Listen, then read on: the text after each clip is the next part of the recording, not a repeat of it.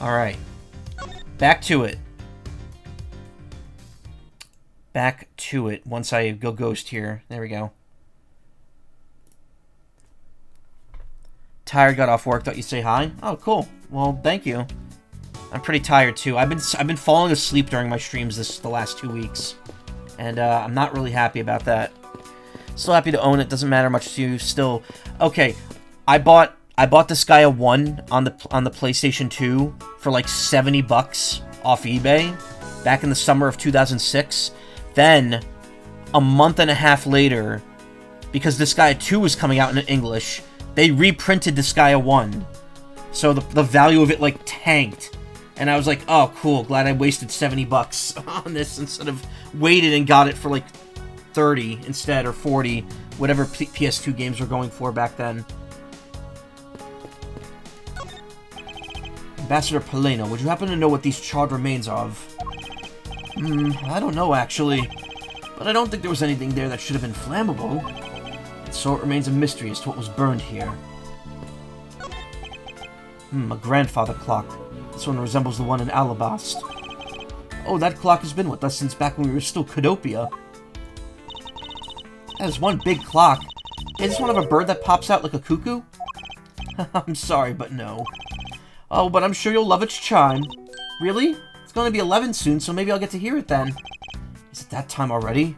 Time sure flies by when I'm involved in an investigation. Oh, it's not that late. The night's only just begun. Okay, it's not good for you to stay up late, you know. Yes, Gramps. Wow.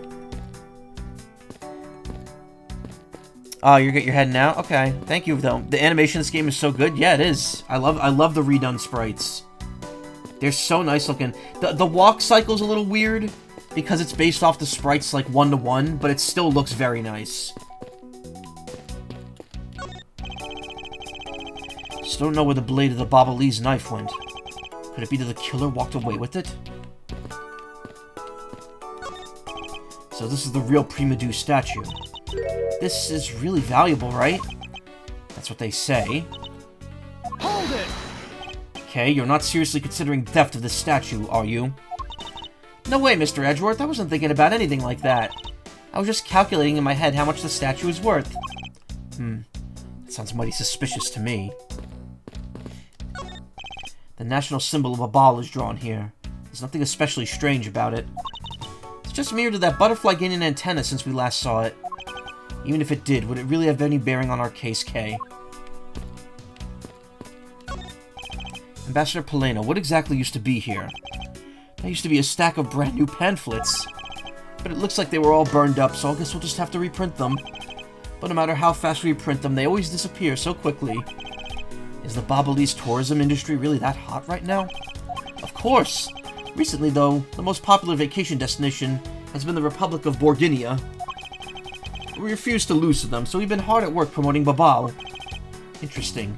Well, I've just recently returned from a trip to Borginia myself. Oh, and how did you like it? It was alright.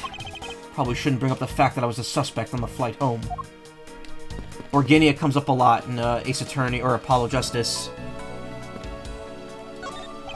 It's the charred remains of a fallen ceiling fan. Oh, I've seen a few of those before. They spin around and around and play music.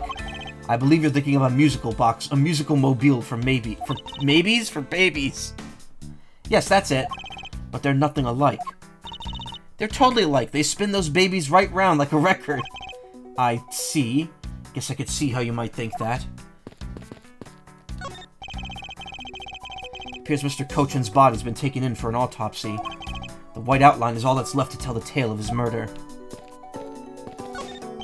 This safe wasn't open at the time of the fire. You could tell because the inside wasn't burnt, right? Yes, and thanks to this safe's fire resistance, the smuggling evidence was preserved.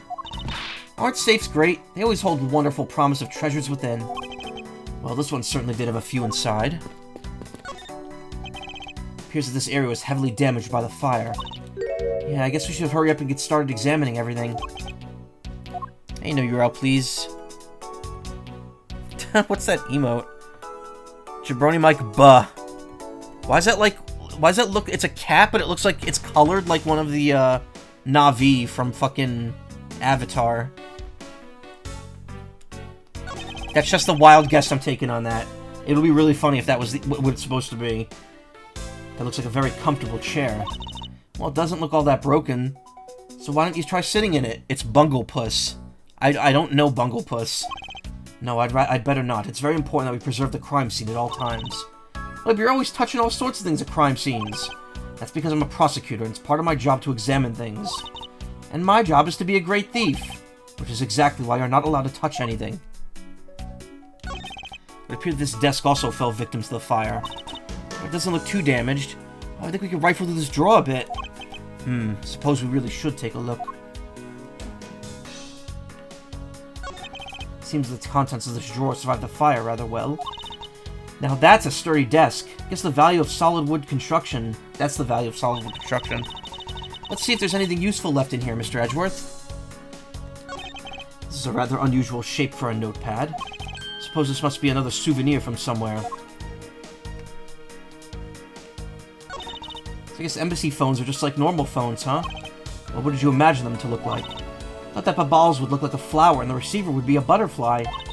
That way it looked like the butterfly receiver was sucking nectar from the flower base. If any country had a flower phone, it would be Alabast, don't you think? Oh, then maybe the phone I envisioned would have been from when they were Codopia. There's really no point in asking me about something that never existed in the first place. You know what you lack, Mr. Edgeworth? Curiosity and imagination. There's a bottle of Bobbly's ink on Mr. Cochin's desk. And it looks like there's still a lot of ink left inside. The seal's unbroken, so the fire probably couldn't get into the bottle to burn the ink up. Hey, Mr. Poleno, looks like your precious Bobbly's ink is alright after all. What? That's odd. Ambassador, what do you mean by that? Well, it's just that there's something strange about the ink. Would you please mind elaborating on that statement for me?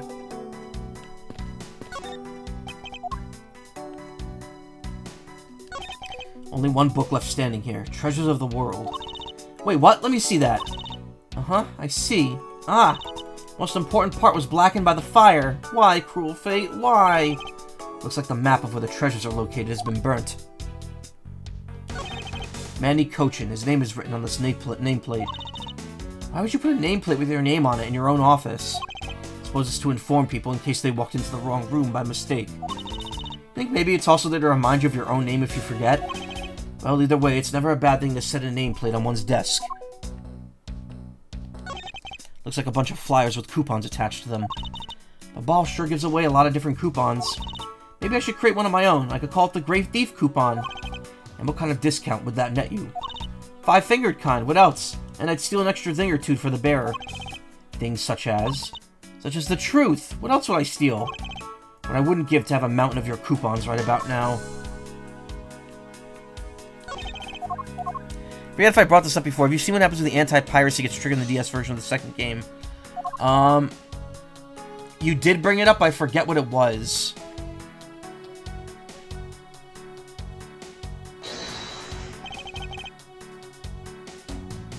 The spot somehow connects to any of the evidence I hold? Yes, we have a note shaped like that. Oh yeah, all the text gets turned into a Borginian, that's it. Ephraim brought that up before. I don't think you did. But you might not have been here when he did. Yeah, the text turns into wingdings. Eureka! The shape of this notepad matches the shape of the note we found. Hey, you're right. What is it? Looks like something straight out of Monument Valley. Ah, yes, that notepad is a souvenir from somewhere in your country. We've been collecting them for the purpose of studying them, you see? Yes, I do. You do seem to be quite passionate about it. Oh, hell no, I don't need no Gaster. He's everywhere. Oh, would you like to see my souvenir collection? I'd love to show it to you. Are you sure they haven't been burnt to a crisp by the fires? Ambassador Poleno, I was wondering if you might recognize the handwriting on this note. This looks like Manny's handwriting. I see, in that case. Oh, did you figure something out? This note was found in Alabast. Specifically, it was found being firmly grasped by the murdered Damask II. Damask II? Then this note... Yes, it's a request from Mr. Cochin and from Damask II to steal the Primadou statue. What? Manny tried to steal Alabast's Primadou statue? We would know for sure if we run a handwriting analysis. Ambassador, do you have any documents that were handwritten by Mr. Cochin? Yes, I could gather a few and give them to you. I'll have to ask Detective Gumshoe later to run the analysis. I can't believe that Manny would even think of doing something like this. Do you have any idea as to why he would have requested the death of the statue? There's only one possibility, but mind you, it's just my personal speculation. Anything you could tell me would be of great help, Ambassador. My voice is really gravelly lately. You could see the Alabashan embassy through this window. So where were you when you were investigating over there, Mr. Edgeworth? You could see it from here. I was there on the 5th floor. That's where Damask II was killed. What? You don't mean the Damask II? Aw, poor guy. As a fellow second-generation thief, I can't just turn a blind eye to this. Even though Damask II was merely an imposter of the original? Fireplace, huh? So Babal's offices have them too. Two? There's a fireplace in relatively the same location in the Alabashan office. However, we found something there that I'd rather not recall ever again. Still can't believe what we found in that lady's undershirt in the fireplace. Whoosh, that traumatizing. Why don't you try creating new memories with this fireplace? You can climb inside and we can play hide and seek. And come out covered in soot? I think not. You really have no sense of fun, Mr. Edgeworth.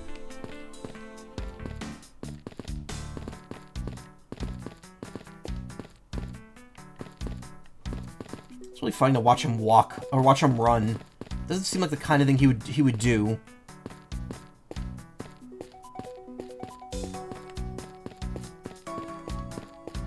That arm pump is, like, very funny looking.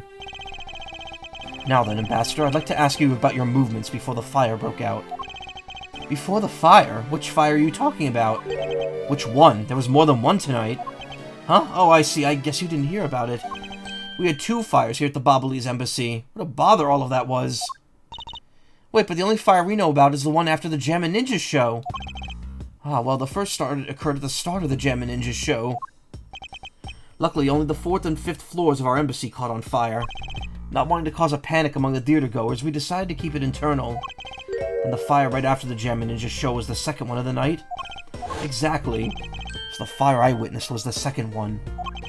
Come to think of it, didn't Detective Bad make reference to the first fire?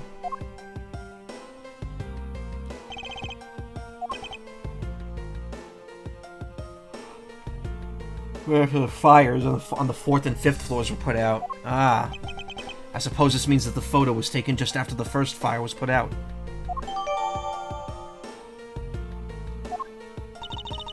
So then, what was the extent of the damage in the second fire? The second fire was contained to this floor, the 3rd floor. I think it was leftover embers from the fire on the floors above that caused it. That's, how should I put this? A very bad stroke of luck.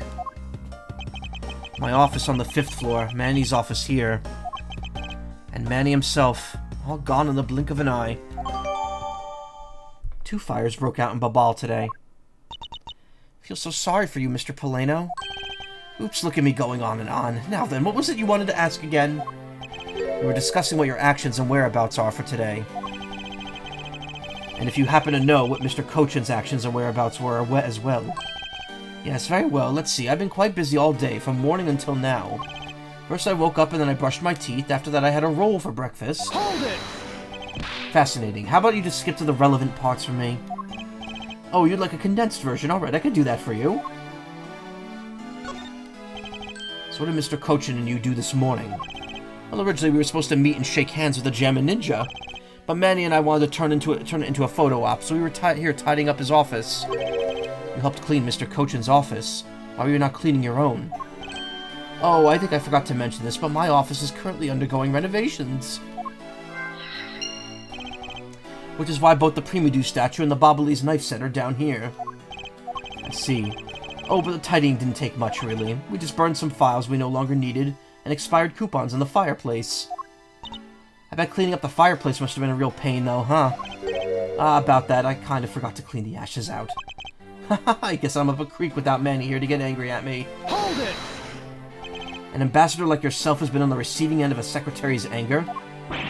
Oh, he was very good at being mad. Why, even just this morning he got mad at me. I spilled some Bobbly's ink onto the back wall when I was burning the files, you see. And he got mad at me, saying that I should treat the ink with more respect. Talk about the boss getting bossed around. Ambassador Polino's testimony jotted down. Spilled Bobbly's ink onto the back wall while burning the fires in the fireplace, left ashes there. That's about it for this morning, just some cleaning. Don't tell me you had no other work to do, being an ambassador and all. Now then, if you could tell me what you and Mr. Cochin did this afternoon. Well, Manny and I went down together to the Theatrum Neutralis. We had to be there for the start of the Steel Samurai stage show. After the show started, I went back to my office on the 5th floor alone. So they were together until the start of the Steel Samurai show. A little while later, after I'd straightened myself up a bit, I returned to the theater, because I was to take part in the photo op on stage at the end of the show. There was a commemorative photo op at the end. It was a fantastic photo of the three of us, Ambassador Alba, the Steel Samurai, and myself. After the photo shoot, I went back to my office on the 5th floor to prepare for my handshake photo op with the Jammin' Ninja. He seems to be rather overworked for an ambassador. You just said he didn't do anything. Edgeworth, make up your mind. When I got back to my office, that's when the first fire broke out and I escaped down the stairs. My office was completely destroyed, but thankfully no one was hurt. I admit I ran away from the first fire as fast as my legs could carry me. But during the second one, I pitched in and helped the embassy staff put it out. So you didn't see Mr. Cochin again after the start of the Steel Samurai show? Yes, that's right. The next time I saw him, he was lying there in an eternal sleep. I see. Ambassador Polino, I thank you very much for your help. I'm sorry I couldn't be of more assistance, Mr. Edgeworth. If there's anything else, please don't hesitate to ask, alright? I wonder if you might tell me about what you noticed about Mr. Cochin's bottle of ink.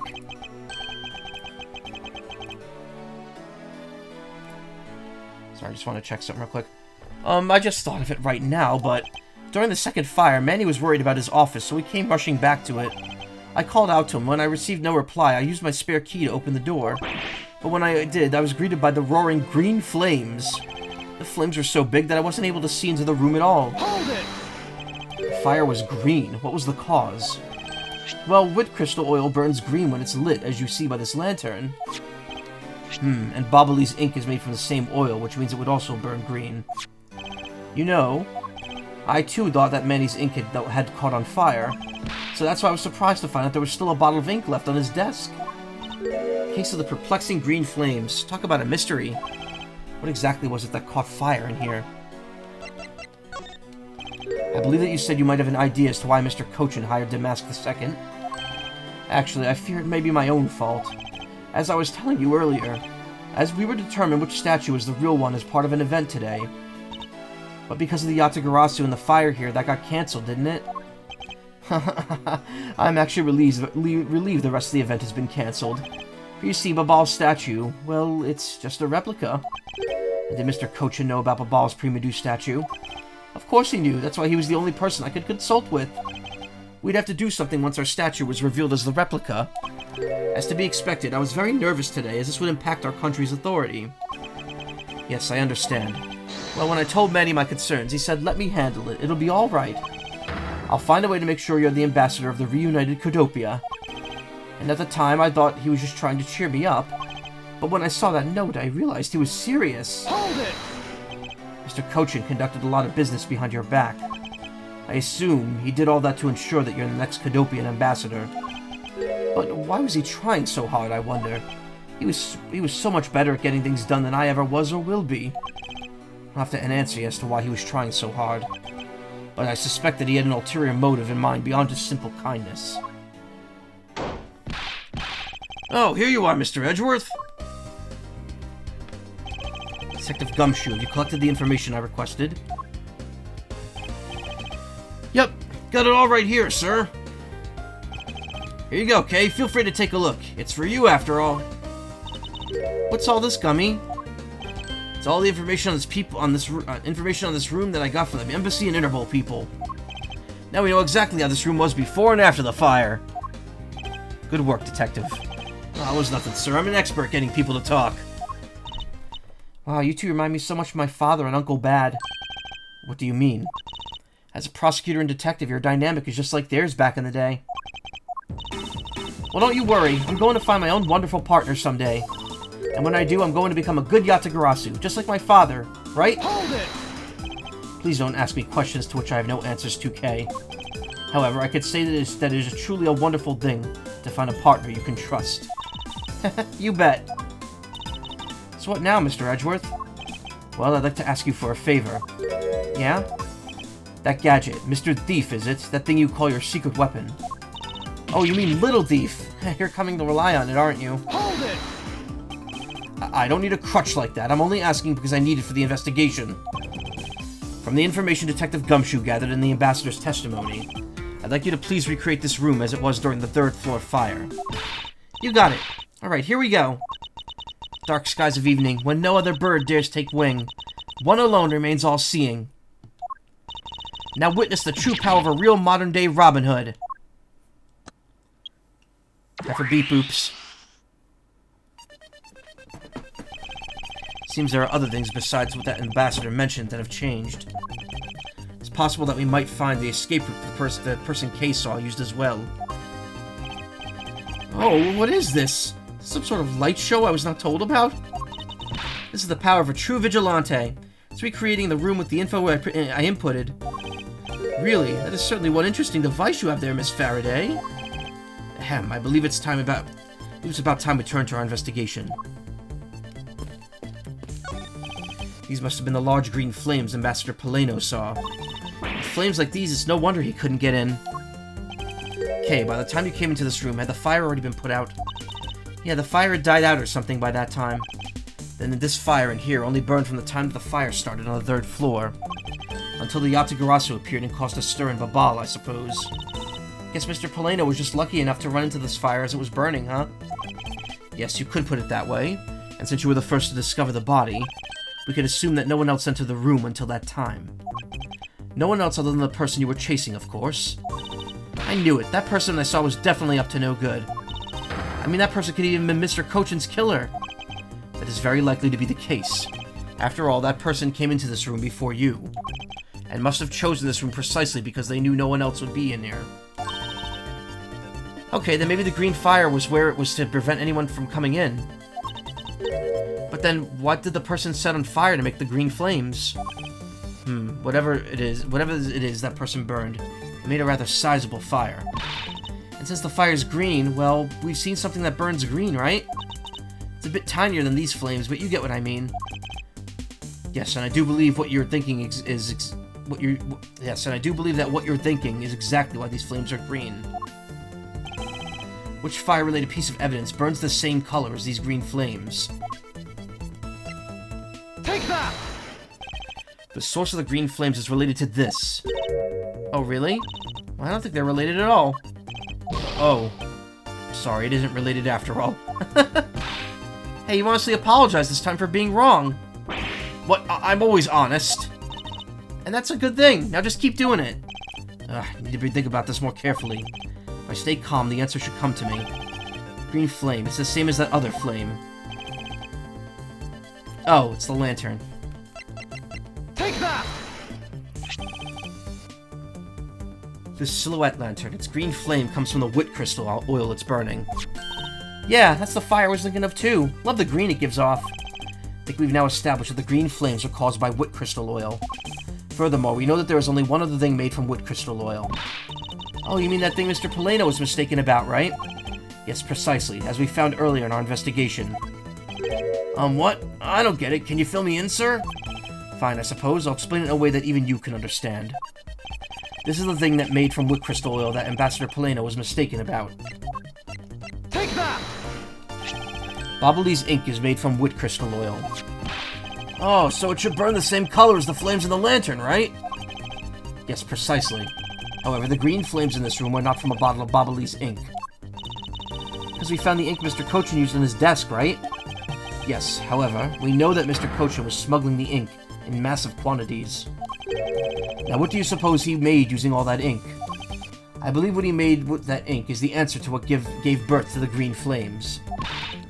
Oh yeah, I'm beginning to really feel the energy coming from you, Mr. Edgeworth.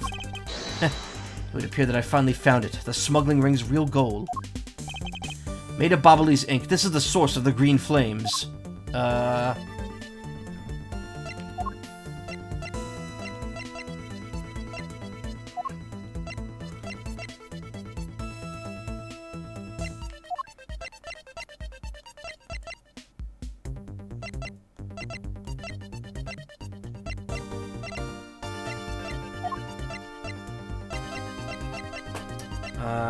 Maybe it's the documents? Hello, parking yourself here while you go get lunch. What's the thing here that burns? We found the documents.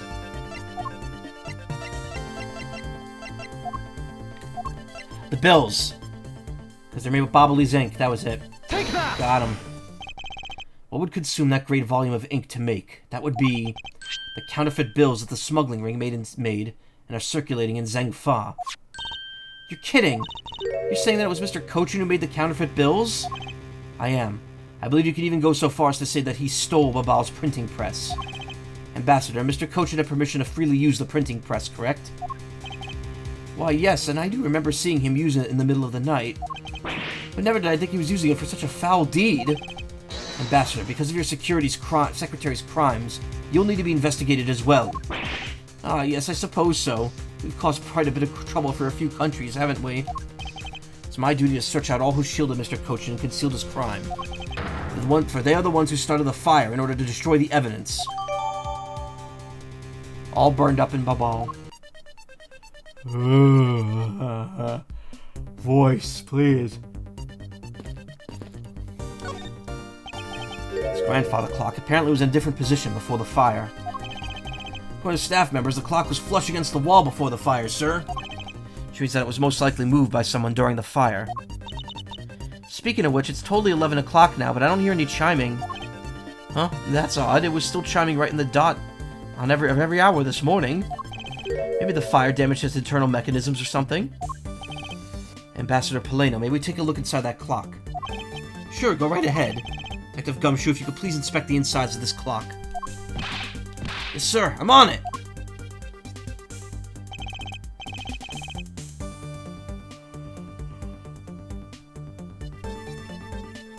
Sorry, one sec. Ugh. Mr. Edgeworth, I found this inside, sir! It's a length of wire. So what is this? So this is what caused the clock to stop chiming. But what was a long length of wire doing inside this clock in the first place?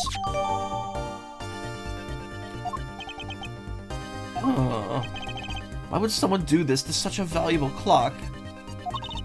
Sounds like it wasn't Mr. Paleno that put the wire in there. And perhaps it was Mr. Cochin's killer who did.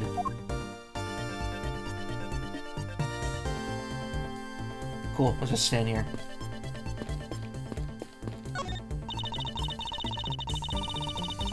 Looks like one of the Bobbly's knives was already missing before the fire began. So it would seem, especially since the other two knives' handles were burned away. The remaining handle was supposed to be a handle from the remaining handle was supposed to...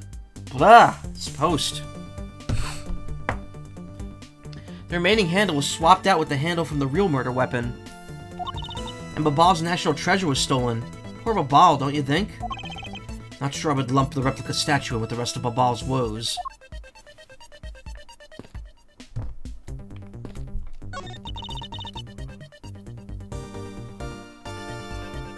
Looks like all the souvenirs suffered some damage from the fire. I don't believe it. Murder on top of arson? What a disgrace to the name of Yatagarasu. Fake Yatagarasu is guilty of much more than just theft, it seems. I know, because if it were me, my first priority would have been to loot this bookshelf. Would steal ordinary souvenirs that you could buy virtually anywhere. Can't buy them anywhere. Each one is you can't buy them anywhere. Each one is specific to a location and has its own value. And items that have memories attached to them are the most valuable of them all. But could you really rob someone of their valuable memories just like that?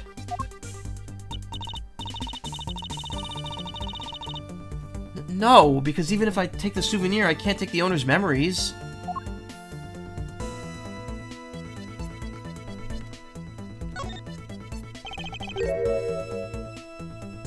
Detective, you took part in the initial Babal investigation, correct?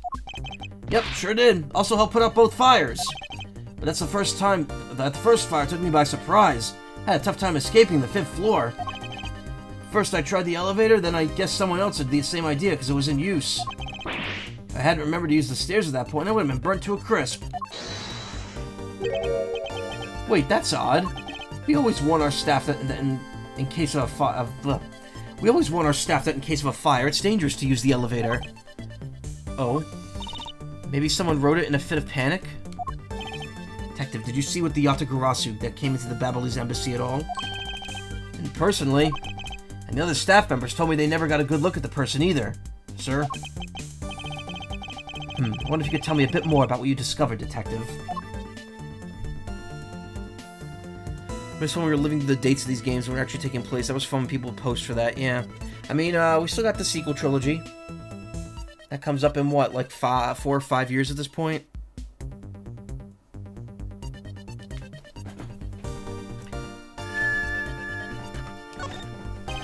Second fire broke out around the same time the Yatagarasu was spotted in Alabast. That's also when a suspicious person was spotted in Babal, which caused some panic. Hold it! So no one was able to get a good look at the Yatagarasu that entered Babal. Yeah, all they saw was a mysterious person wearing a long coat. But that's not enough to make a positive ID, you know? Still, it was enough to make people who received the calling card panic even more. Person in a long coat. Sounds exactly the same as the person I saw. The Yatagarasu that appeared in Alabast was proven to be just a fabrication, a shallow. In light of that fact, the Yatagarasu that appeared in Babal is also suspect. Can't be serious. Not when we were this close to capturing that fake. I mean, Callisto U. So the Yatagarasu appeared, caused mass confusion, killed Mr. Cochin, then disappeared.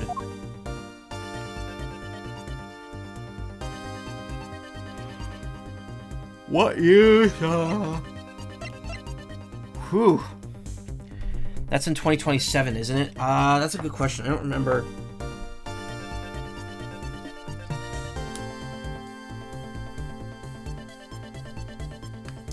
(2009) 2019 is when this game takes place. I guess it'd be 2026, technically.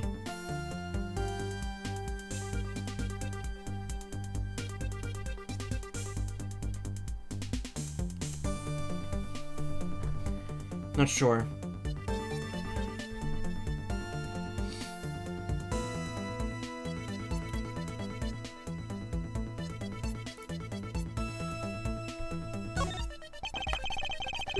By the way, Detective, why did you not chase after the Yatagarasu? I did, but well, this embassy is huge, sir. I got separated from the other staff members I was with, and I was lost for a while there. Hold it! You didn't even memorize the layout of the building you were to guard, Detective? I'll be sure to do that from now on, sir. But you know, it was thanks to me being lost that I was able to come to Kay's rescue. Oh, is that a fact? Yeah, it was when I was lost and wandering around the 3rd floor hallway, sir. When I heard a scream, I headed towards it right away. Oh, that's probably from when I found Mr. Cochin's body. Yeah, I thought it sounded like her, so I got real worried and ran as fast as I could. And it was thanks to Gummy that Miss Sheena wasn't able to take me away. He covered for me until we got here, Mr. Edgeworth. Oh, I see. So he can be useful once in a blue moon. Still, it's too bad that Agent Sheena got here before I did. Wonder where Agent Sheena was before you found her. Well, just before I got to this room, I saw her coming out of the room next door. Agent Sheena mentioned something about chasing the Yatagarasu herself earlier. Got the first case Phoenix does after regain. Yeah, it's actually the whale. Yep, it is. Well, apparently she apparently helped in putting out the first fire. Then during the second fire, I heard she was busy chasing the Yatagarasu. Seemed to be a very dedicated agent. You would do well to learn from her. Why are you pointing at me when you say that, sir? I've examined everything in this office, but there's still one thing that bothers me. Let me examine everything. I didn't even look at the ceiling fan yet. Perhaps I should ask Ambassador Poleno about it. Ambassador Poleno, there's something I'd like to ask you about. Yes?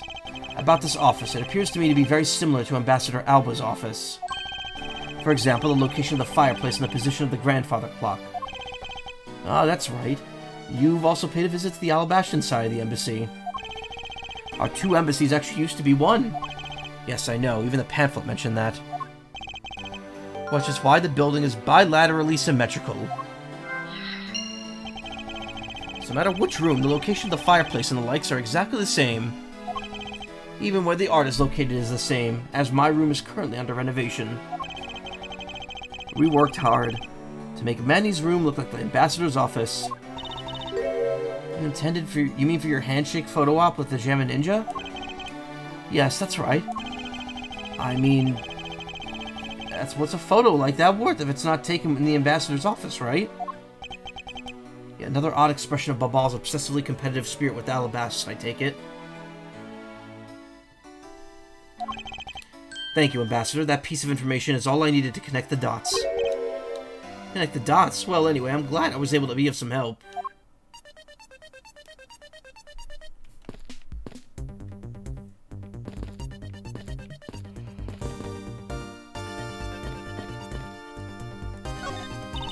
So by this time, the Prima statues had already been swapped, right? They must have been, as this one's covered in soot. What lousy timing, and they were just as two countries were about to become friends again. Would have been better if I had stolen it for them, rather than get caught up in the fire.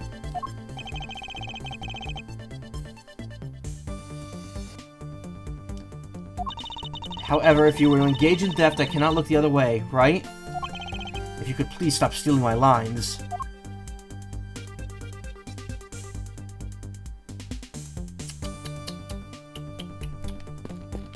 Anything over here I didn't check yet? No.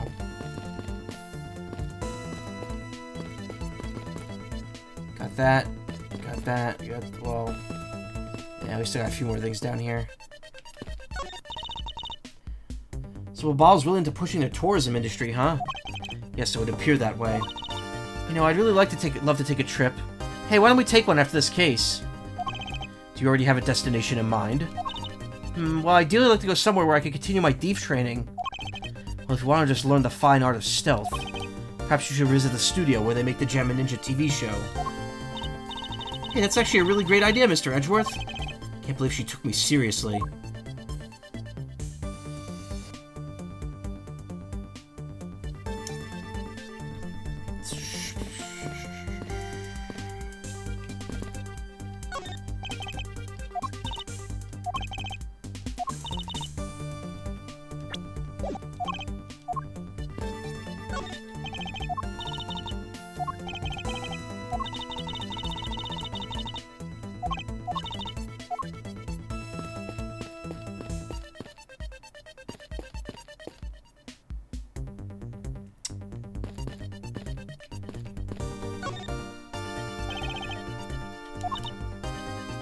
Okay, all this dialogue's the same.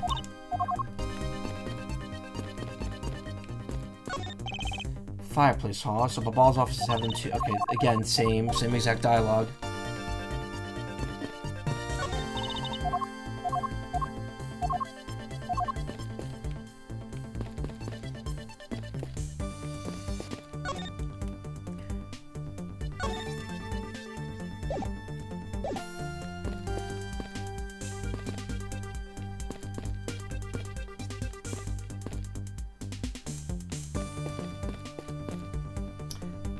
Huh.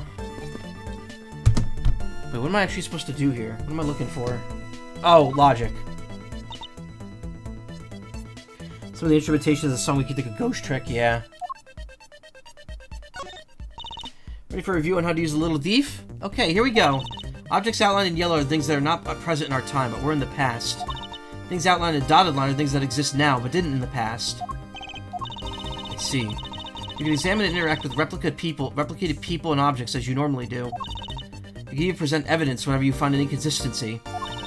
I'll be sure to point out mistakes in the recreation with evidence, too. I think I remember now. Thank you for the refreshing course, Kay. Something you don't get about the little thief. Feel free to ask me anytime, okay?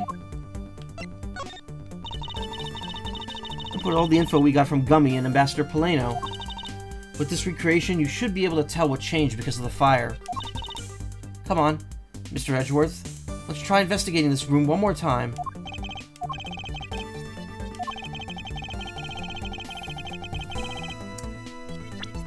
In order to find out what truly happened here in this room, we'll need to gather more information from this room.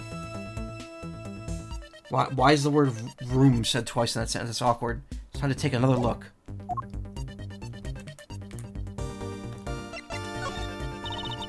Looks like it was quite the fire, huh? Yes, it appears the flames spread fairly quickly amongst some of the other rooms as well.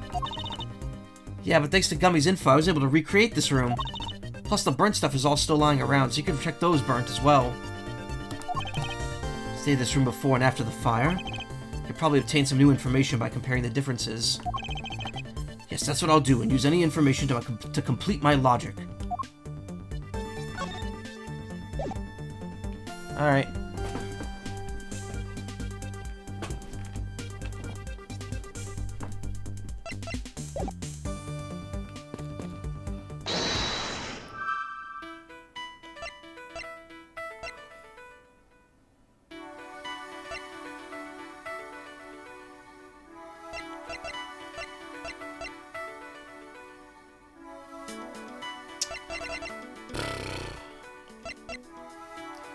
Renovations, top to bottom.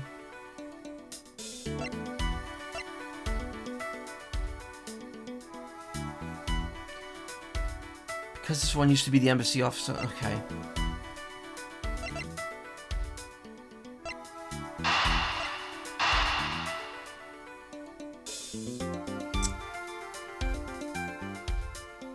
No, what am I doing?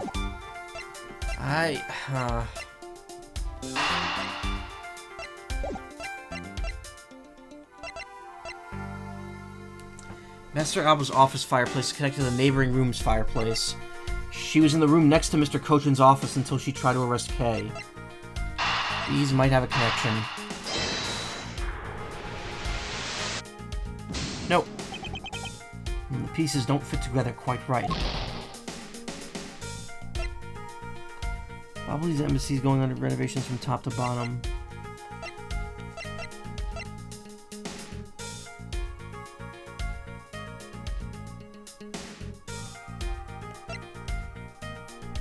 Maybe not.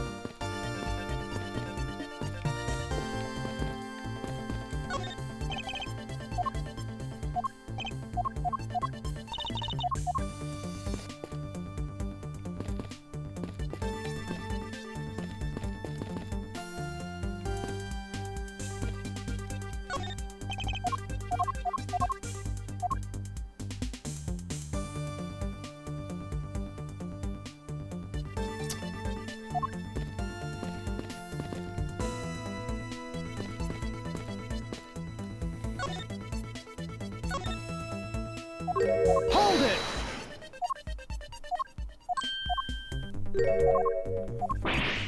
Am I missing something here? Hold on.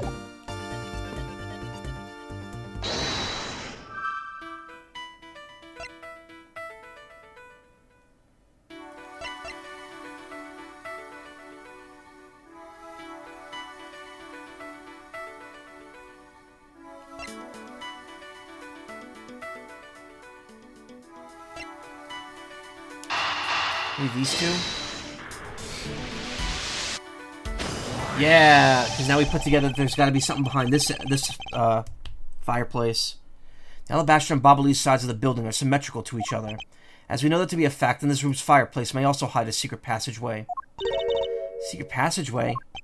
In alabaster, the fireplace turned out to have a revolving back wall.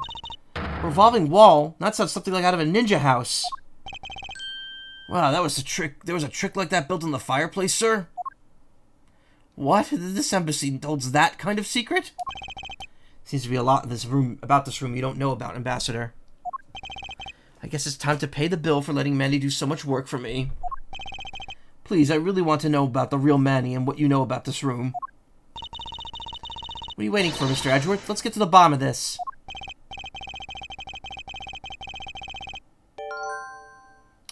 Agreed, and my first thought is it's likely the killer used a revolving fireplace.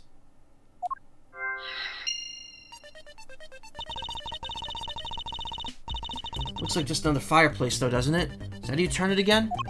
In Alabasta, I had to push where the X was on the wall of the fireplace. Oh, I see an X back there. Let's see what happens when I push it. Hold it! Oh, you scared me, sir. There's something about this fireplace that lies in contradiction to the facts. Oh, but we found an X where you thought there'd be one, right? We did, but that's not what I was referring to. Something is missing from this crime scene. What does the contradiction mean for us?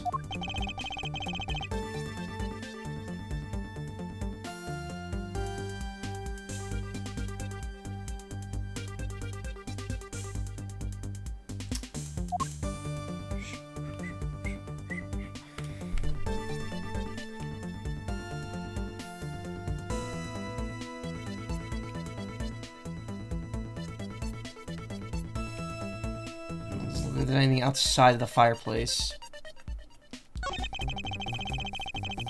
If we push this X mark, then the fireplace should turn.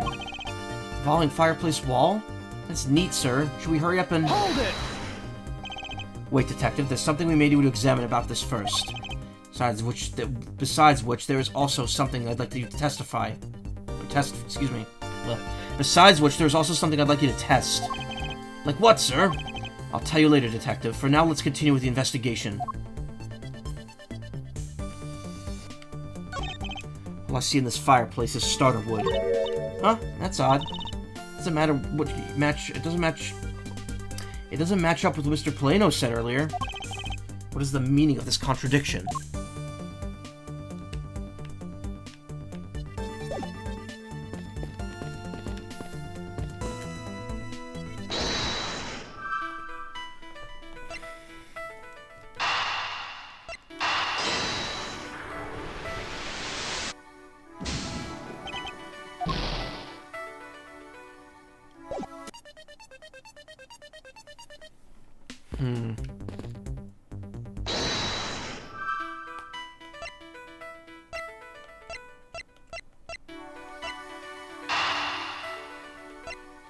I don't think any of these three go together.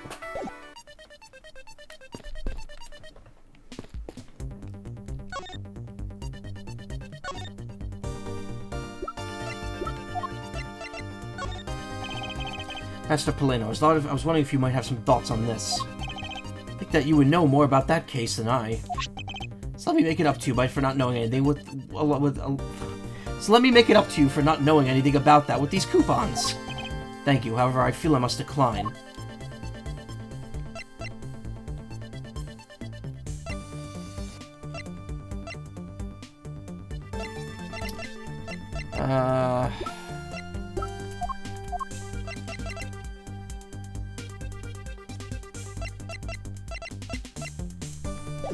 I got nothing. I have no idea what to do here. Hold it!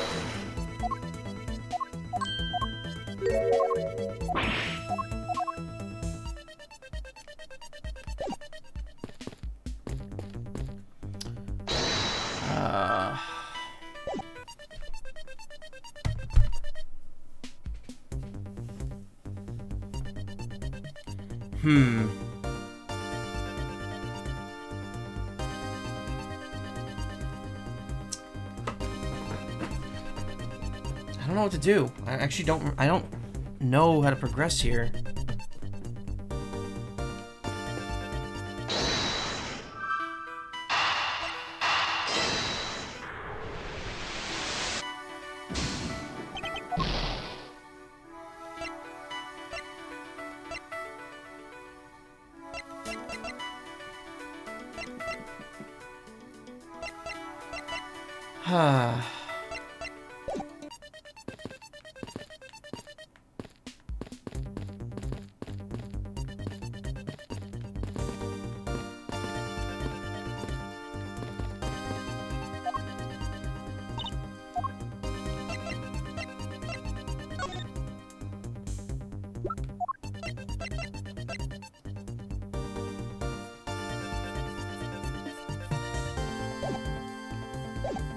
Oh, wait a minute. We never figured this out. Hold on.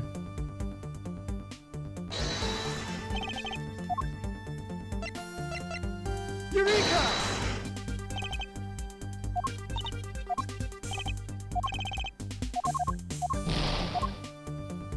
Why did that work? Hold it!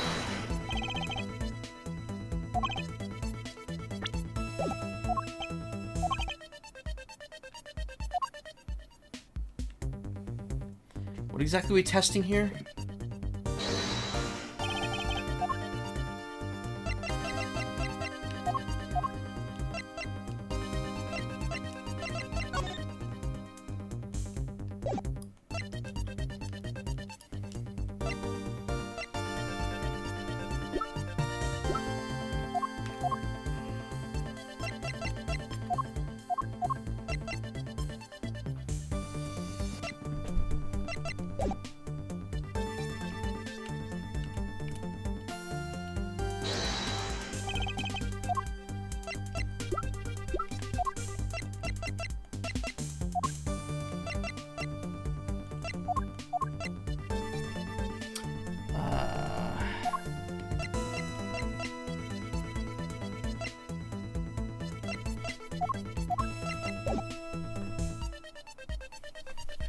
I thought it was just the ink bottle, but apparently that's not it. Eureka!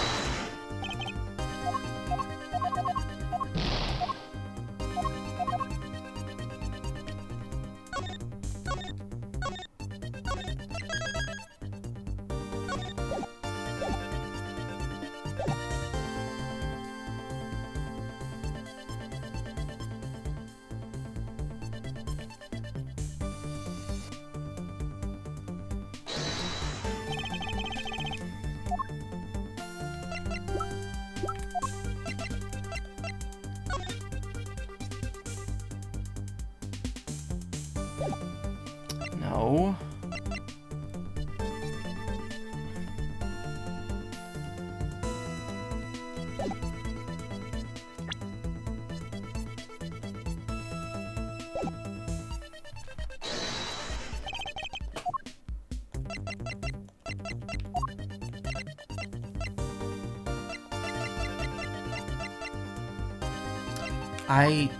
What?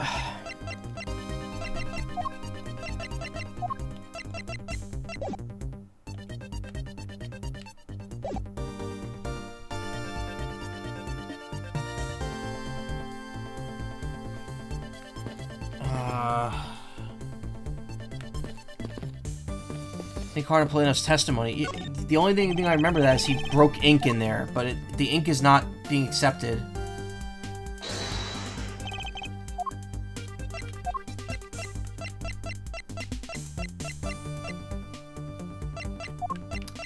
Oh, I wasn't using his testimony as in the physical evidence. Using the ink. Eureka! That was stupid of me. Or not? What the hell? That's right, though. What are you getting on my case for here?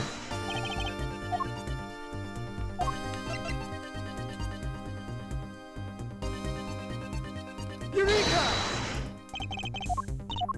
Hello? Am I going nuts?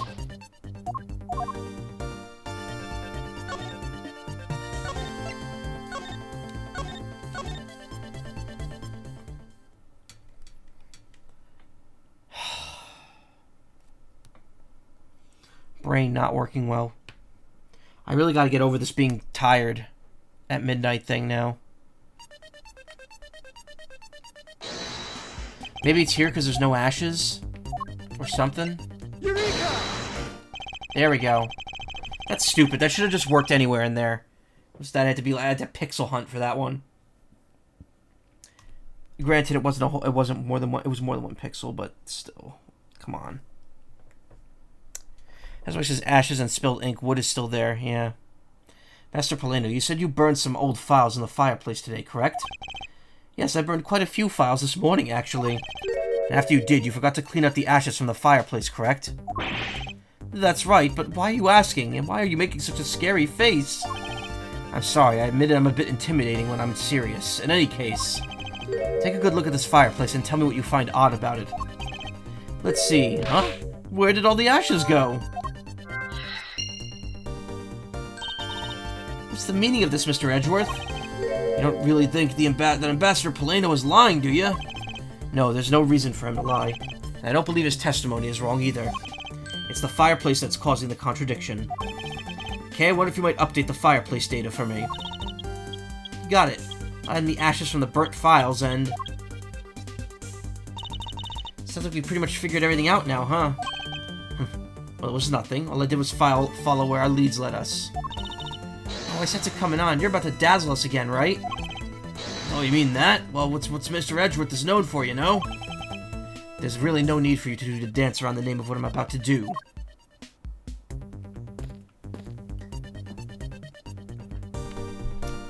What are we about to do?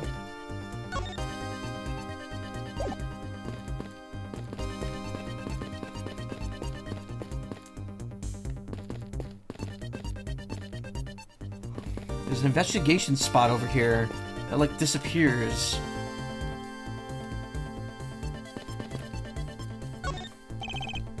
Oh.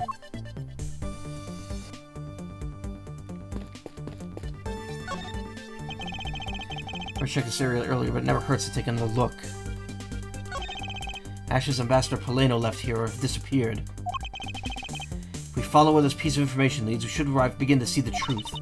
It's time to use your secret weapon, right? Yeah, go on, sir. Use your special skill. I'll ignore your strange phrasing for now and focus on the information we have instead. Just a little further. I can sense the truth lying just on the other side of this.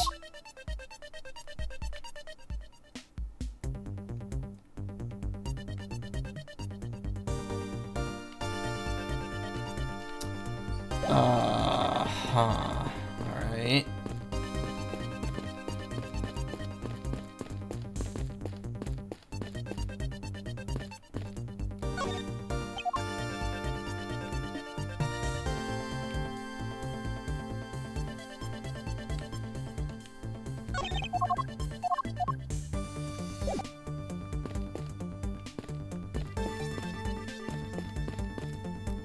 Logic here? Okay.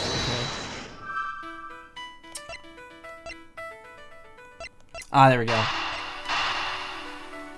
Falling fireplace, ashes missing, ashes missing, ashes missing.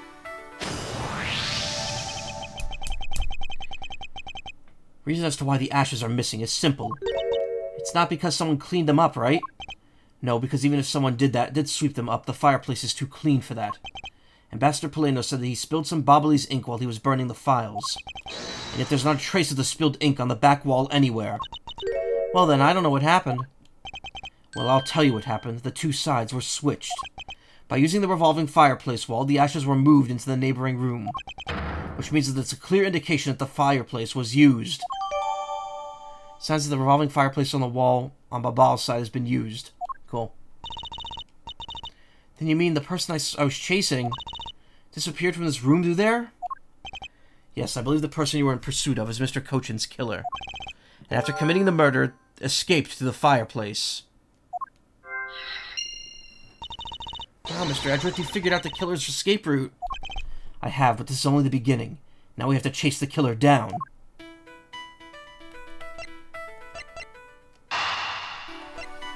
Person K was chasing using the fireplace to escape into the room next door. Sheena's location. She was in the room next to Cochin's office up to her. She tried to arrest K. If she was in the other room, she would have seen someone come through the fireplace, right?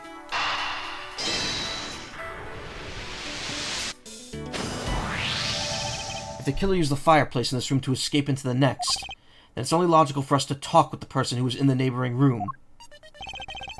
Well, the person in the next room was... Oh, it was that person, sir! Yes, Detective. Agent Sheena.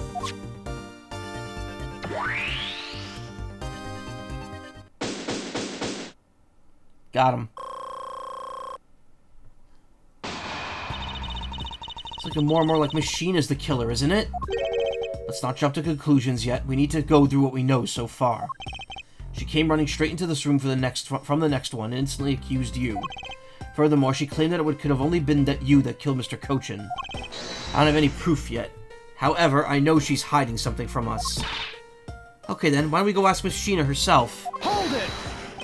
No, not yet. There's something that needs to be done first. Detective Gumshoe? Sir, is it my turn to do something, Mr. Edgeworth? Yes, I have a two-part special assignment for you. First, I need you to run a handwriting analysis on Damask II's note. Okay, I'll get the lab boys on that right away. Second, I want you to see if you could fit through the revolving fireplace door. Wall, excuse me. Right now, sir? No, next decade. Of course now. We need to test our hypothesis first, don't we? Wow, Edgeworth being sarcastic. In like a jokey way. That's very unusual for him. Come on, Gummy, you could do it. Alright, I'm gonna do this like a real man. Here I go, through the fireplace and back. Shouldn't need to psych yourself out that much for a simple task, detective.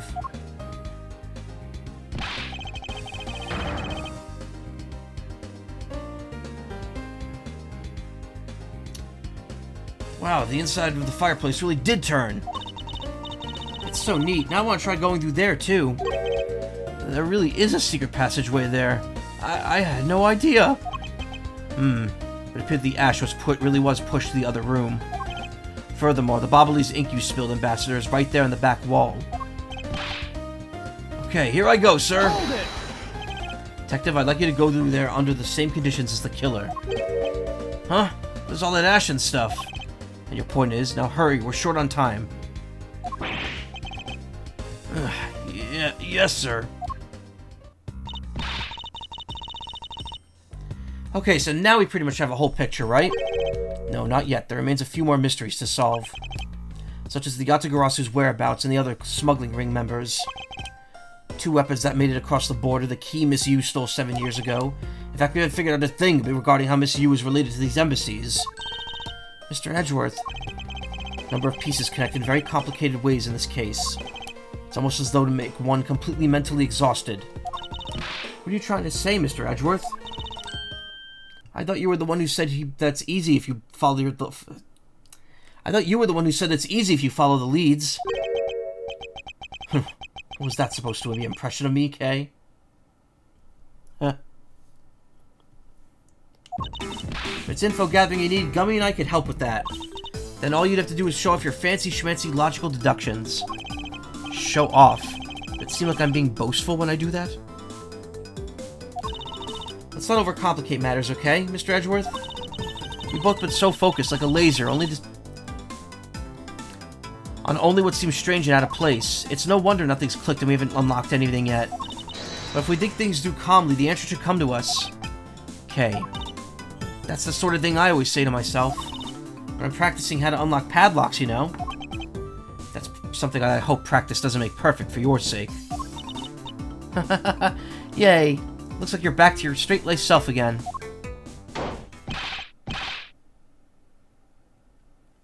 Hey, Mr. Edgeworth, I'm back, sir. Yes, I could see that. Good work, detective. Looks like you used the fireplace like a door, sir. You alright, Gummy? I'm okay. Just a bit of ash and dust, that's all. Your jacket has gotten quite filthy. See, the hem has practically turned black. Yeah, well, quite a bit of the unburned ink got on it, sir. I see. Thank you, detective. You did a fine job. Unlike me right now, doing a terrible job. I'll even pay the cleaning bill for your trench coat. What? Oh, no, sir, I could never. This is just my old coat, sir. If it was actually a coat I cared about, then I'd get it cleaned, but, you know. I see. Very well, then. As you wish.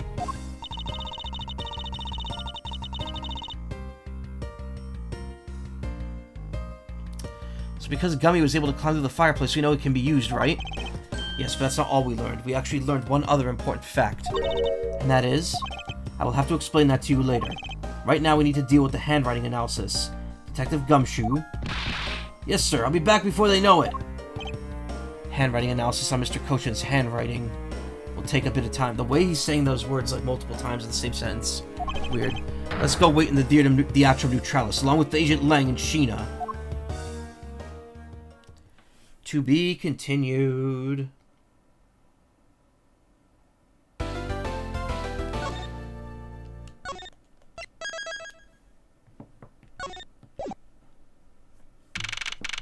March 14th, 11:33 p.m. Theatrum Neutralis, lobby. All right, I'm gonna take a second here and grab a drink. I think I'm down to my last one in my fridge here.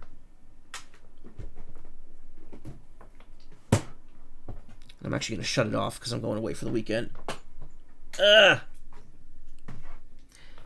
This thing's fucking noisy, this mini fridge, let me tell you.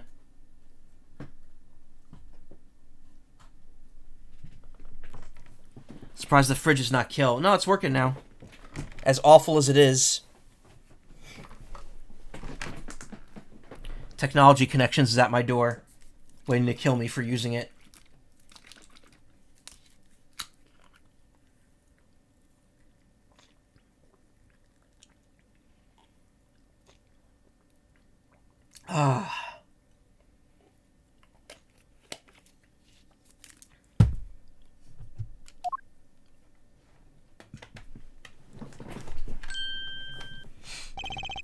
Agent Lang.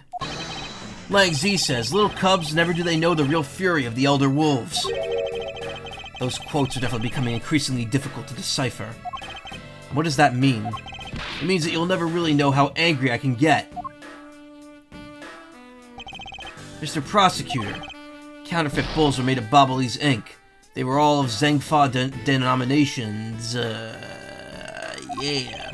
Yes, so I heard from Miss Von Karma. But we don't know where the play money has gone. They must not have figured out that it was all burned up yet. Ever since these things showed up in circulation, my country's economy's taken a big hit. Zengfa's in financial chaos as we speak. Because we can't tell the difference between our own bills and the fakes. But it's not just the money, the citizens are also worried. I've staked the honor of House of Lang on this. And I've come to this land to capture the mastermind behind this whole mess. Investigated how the bills were made and how the ink was smuggled into Zengfa. And I pursued the smuggling ring all the way here. But tonight, this is where the final chapter was written. Despite my frantic efforts to chase the smuggler down, someone got to him first. And now I'm called to return home without a single answer. Agent Lang, Don't start. It's not your fault. It's not anyone's fault, Mr. Prosecutor. Ambassador Alba, I'm sorry for all the trouble tonight. Oh, no, it is I who should apologize. It was all because I was not strong enough. Well, I was able to think of a better solution. Quick, yes, you fool. Empty your damn... Curse your empty brain. Brain. You're being too hard on yourself, Ambassador. Take full responsibility for tonight. End of story. Sheena, let's go. Time to return to our den. Yes. I'd like to admit it, but there's not much else to do but go home as well. Agent Lang, a moment if you... You, Wolfman, the secretary lady, hold it! Objection, pal! Detective Gumshoe, have you got the results of the handwriting analysis already? Yup, and that note was definitely written by Mr. Cochin, sir. Just as I thought. Good work, Detective.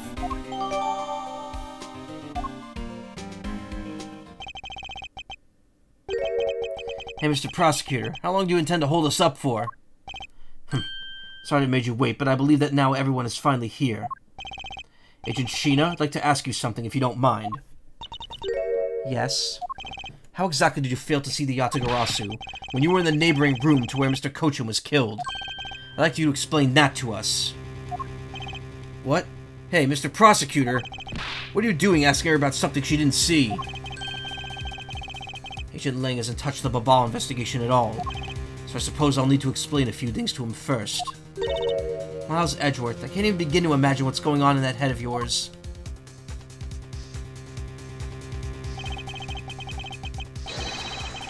The only thing going on in my head is the pursuit of the truth. That and a brain aneurysm. Oh, it sounds like you have some sort of plan. Very well, I'll supervise you until the end. Is she seriously going to treat me as a subordinate for the rest of the day? You're not trying to pick a fight with my subordinates on some filthy, flimsy guess, are you? I'm not trying to pick a fight, and the evidence is hardly flimsy, as you'll see.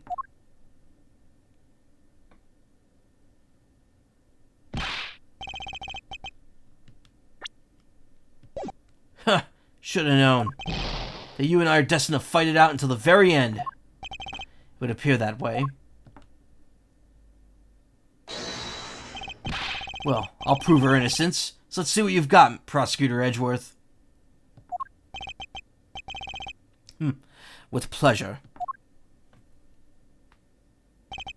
In my opening argument, I'll discuss the Yatagarasu that appeared in Babal, and establish who exactly it was that Kay saw.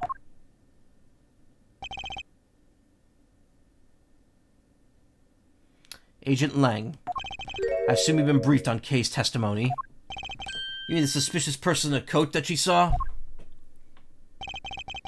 That's right, the person was one of the keys to solving this case. Hey, Red Bull Rose, thank you so much for the raid. Let me give you a shout out real quick.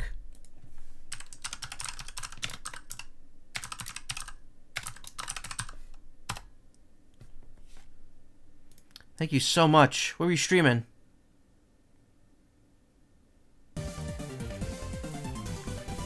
Thank you for the follow as well. Cool, cool, cool. XCOM, nice. Never played it. I only know the meme about 80% hit rate in XCOM means 20% hit rate. Which is like that in a lot of games, really. It's a bias.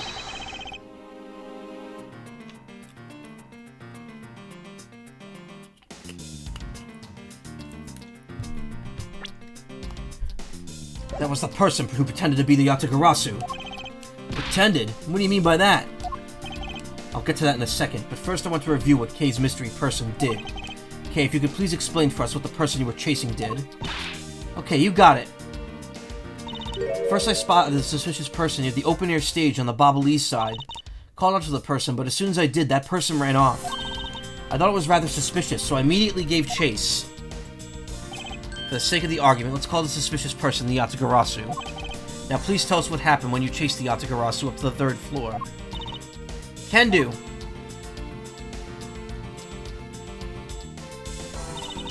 I chased the Yatagarasu all the way up to the 3rd floor of the Babalese embassy. It was a pretty straight chase down the hallway until the sudden turn. Yatagarasu disappeared around the corner, so I did my best to catch up. When I turned the corner, I saw the Yatagarasu run into Mr. Kochin's office. Gave chase and ran into the room. When I entered the room, it was pitch black. Couldn't see a thing. I felt something on the ground next to my foot, so I turned on the light, but then...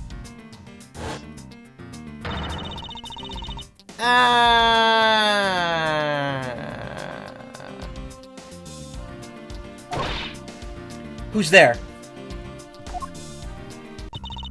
By the time I turned on the lights, the Yatagarasu had disappeared.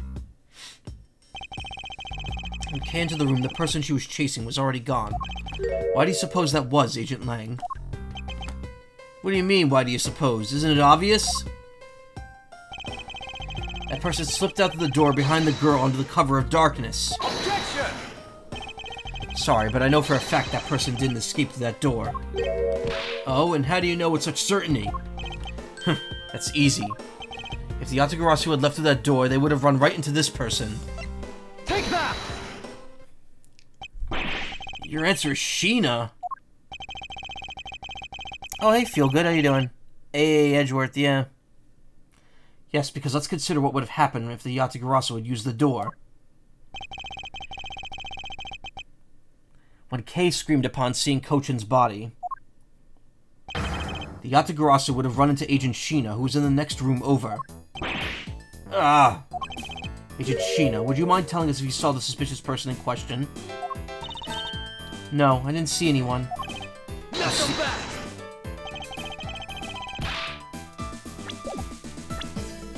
You see, therefore the Yatagarasu could not have escaped us through the door, as... It just means that that creep slipped out before Sheena made it out into the hallway. Objection! I doubt that, as there was another person in that hallway too. A certain detective. Detective Gumshoe, where were you exactly at that time? Me, sir? Well, I heard Kay scream. I ran towards Mr. Kochin's office from the opposite direction as Agent Sheena. So, Agent Lang, can you explain how someone could have eluded both of them? Even you must concede that under these circumstances, the door was not a viable route. No!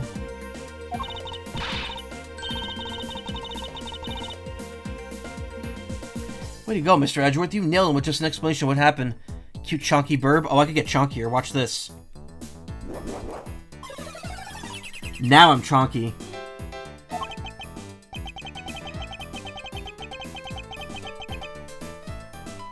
Yes, I've eliminated one of the possible escape routes from that room. But this is far from over. I need to make Agent Lang aware as well. Aw, thank you, Feelgood, for the follow. I appreciate it. I've yet another possible escape route the Yatagarasu could have taken. I get it, so that's what you were trying to show me. Hey, Mr. Prosecutor, let me guess. This is what you're trying to say, right? Because the door was not a viable escape route, then there must have been another way out. Precisely. Hey, Mr. Edgeworth, it's about time we bust out a revolving fireplace wall explanation, right? No, not quite yet.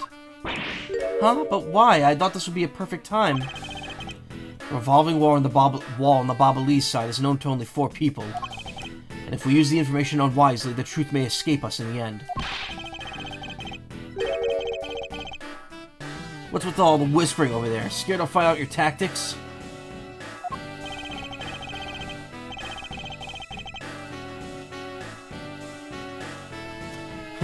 Nothing of the sort, Agent Lang. Come, let's continue where we left off. That smug, haughty attitude of yours really rubbed me the wrong way, you know that? Well, no matter. Figured you out already. Anyway. Only other possible escape route being the door is the room's lone window. And since there's an eerie picture of said escape... And since an eerie picture of said escape route exists... Are you saying that this photo captures the moment of the Yatagarasu's escape? I guess Detective Bad must have filled him in on the photo. I have to admit, at first I thought the window to be a possible escape route as well. However, I know not to be the happy... However, I now know that to be impossible. Now I realize you may not know this, but... humans can't fly. Of course I know that. That's bloody common sense. Besides, I never said I thought that the photo would be of the Yatagarasu's escape route. I suppose not. Alright then, explain yourself. The shadow in this photo was not the Yatagarasu that Kay was chasing after. You could say that whatever you'd like in whatever language you want. But there's only one language I understand. The language of evidence. Very well then. I present to you proof that the person Kay saw is, in fact, the same as the other one in this photo.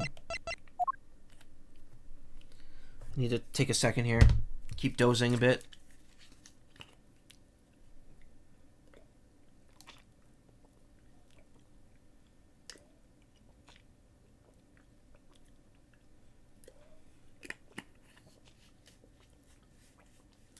I'm gonna be sleeping good tomorrow night, let me tell you.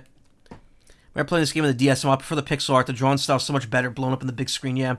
I don't like what they did with the pixel art in this game. They added mixels to the pixel art. So you get these weird little, like, half squares compared to the big, chunky pixel squares. And it just looks bad. It looks really, like, the edges look very bad. The pixel blending, yeah. It's not good. I'm not a big fan of it. Okay. Need to, rev my brain up here like a lawnmower.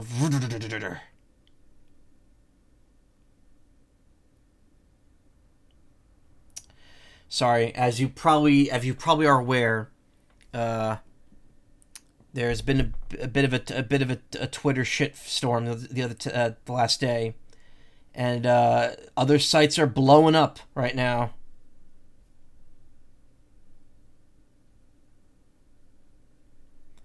So I'm getting a lot of notifications.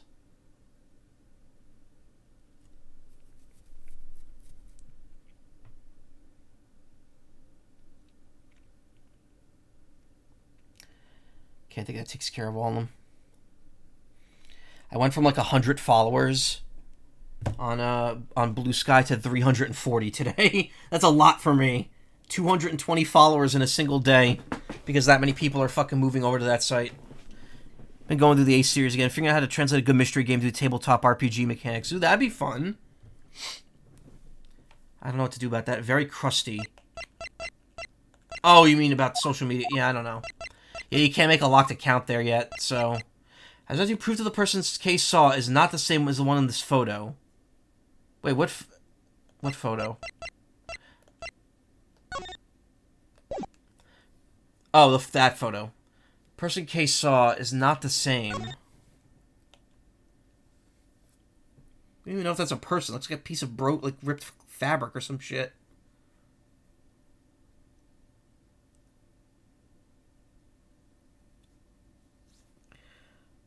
Honestly, it's been good getting more eyes on the Gorge World game. Yeah. I've been following the updates on that, sort of, kinda.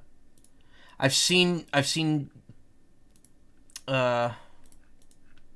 posts about it when it came out.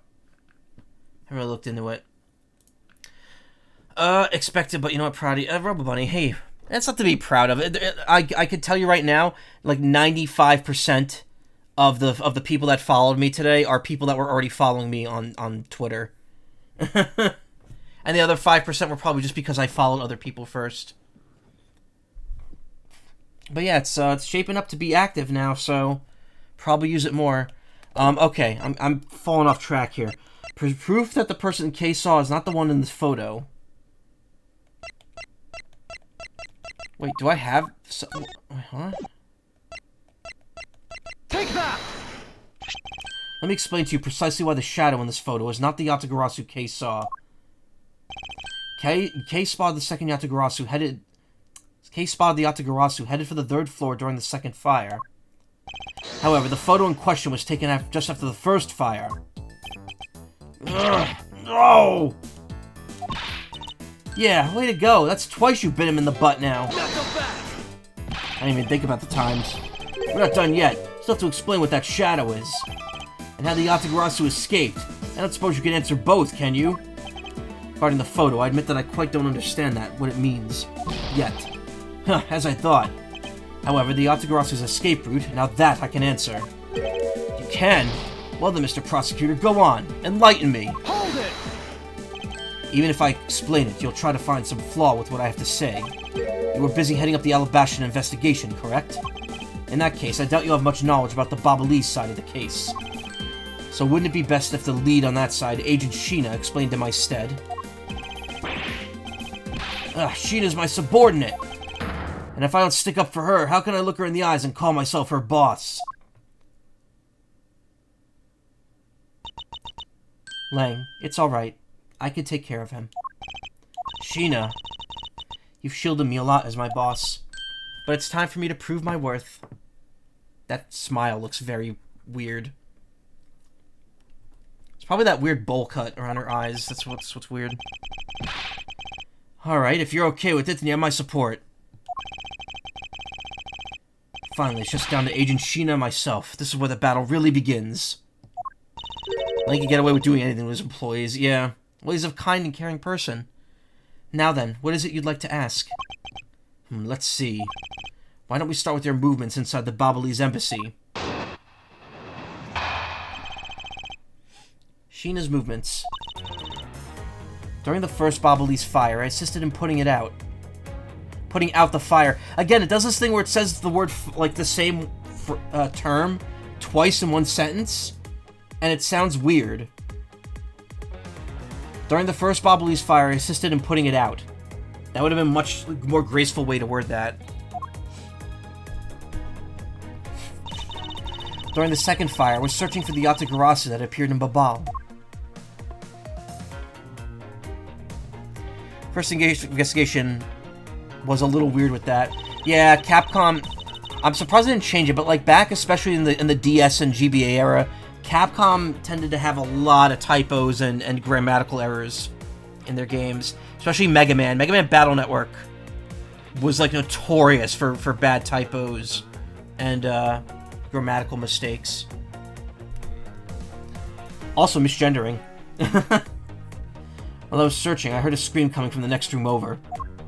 Oh, that's Sheena saying that. I don't know why I went gravelly there. Although I was in the next room, I was unable to catch a glimpse of the Yatagarasu. To be honest, I'm actually very skeptical that that girl's Yatagarasu even exists. And that's all I have to say. But I'm not lying when I say I saw the suspicious person run into Mr. Cochin's office. That's what you need to do, a Fat Fur Battle Network style campaign book. Hell yeah.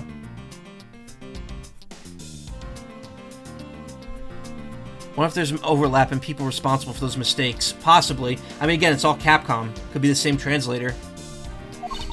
Like I said earlier, I have no intention of retracting my testimony. Good. Just to confirm, did you have a partner when you were in your investigation? No, I moved alone. In that case, you have no one to corroborate your alibi. Is that correct? Are you calling her suspicious just because she was in a room by herself? How pathetic. And it wasn't the same. And it wasn't when Agent Sheena tried to arrest Kay under the same rationale. And how about when you accused Larry because he was the weapon's owner? Not that it's unexpected for that useless lump to get into such a situation. Francisca, you've only met him once before. Although I suppose it's never a good idea to let mistakes go uncorrected. I'll make no excuse for what I did in that situation. You should apologize right now for making Kay out to be the killer, pal. I'm sorry. Sheena, apologize. I'm sorry. It's really okay. I mean, I'm not under suspicion anymore. Working on the Bento Beast Pokemon style expansion, I bet I could put in a variant rules section in the back. Ooh. Right, Mr. Edgeworth? Well, I never doubted you. Not for 1 second. And the same goes for me. I believe in Sheena. Let's put that to the test and see if she's really worthy of your trust. This promises to be interesting. 2-in-1 Mons and Battle Network. Hell yeah. I wish I'd started using a PNG tuber when I was still streaming Battle Network. Could have had like a Karma draw me a NetNavi one. Closest I have is I don't really have anything close to one. The Heartless. Looks kind of wacky. That could be Battle Network, sort of, if you remove the Heartless symbol.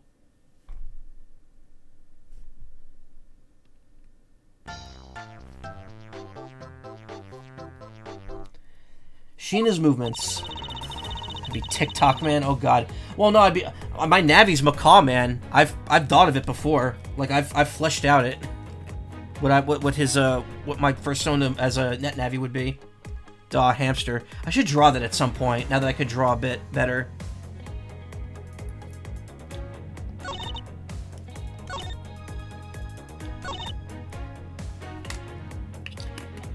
Alright, this is pretty straightforward. We know how the Yatagarasu escaped, so Sheena should have seen him or her in that room. Hold it! You were unable to catch a glimpse despite being in the next room. Is that true? I really hate to repeat myself. I'm sorry for inconveniencing you. However, I simply wish to make sure that you're not misremembering something. We wouldn't want you to be accused of lying later on, would we? Your attacks are Discord, Timpani, and Fanfare, no doubt. I mean, hold on. Have you seen the custom battle chip I made? Like a long time ago? It's very much... that's very much the theming on it. Here, let me pull it up real quick.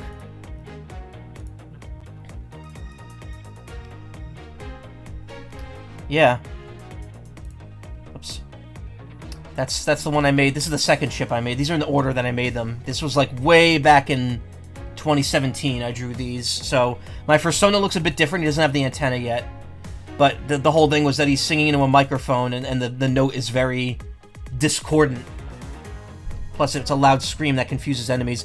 I did my best to like do the shortened text for like each thing, like complete with the... These are all spaced, and like everything I did was to make it as game accurate as possible. The positioning of the letters, the positioning of these on the chip, the size of the pixel art, it's all like 1-to-1 with how Battle Network 4 through 5 displays their battle chips. It's pretty cool. My friend, I originally made this for my friend, and he actually used this as his Twitter icon for like a good year, the Rivali one, and then these two I made for two of my friends, friends. I think I think they commissioned me for them. I'm not sure. That was back when I didn't have a job, so I was like, if you guys give me like 10 bucks, I'll make these for you. I kind of miss doing that, but it's been like so long, I can't think about going back. It's in your about on desktop, right? That's real cute. He's Scrim. You remember it? About and on desktop? Huh?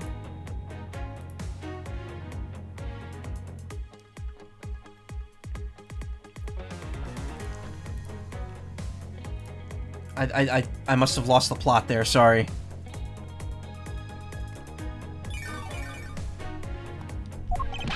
Hey, Mr. Prosecutor, are you calling Sheena's testimony a lie? Agent Lang, I'm talking with Sheena right now. So I'd appreciate if you wouldn't interrupt us with superfluous comments. Aw, you know, I feel kind of bad for him. On desktop Twitch, when you scroll down from the stream, you can see the chip art. Oh, true.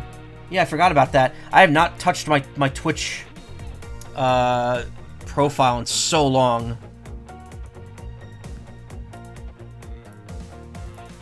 I need to do that, and I need to make emotes. I only have 2 emotes, and again, I have like 30 slots open. Maybe that'll pull in some people like actually subbing and following more. If I had better emotes that they could use for following. Was checking to see if you had a Discord and other socials. Oh, cool. Yeah, I do. It's the same username. All my accounts are under the same username, pretty much, except for my FA. My FA is just Zai, Z-A-I. I understand his pain at watching one of his subordinates being accused. However, I cannot turn my eyes from the truth. Lang, I'm alright. And as for you, I think you should be focusing on your doubts on that girl rather than me. And why is that? I was unable to catch a glimpse of the Yatagarasu. We already have evidence of why that's impossible.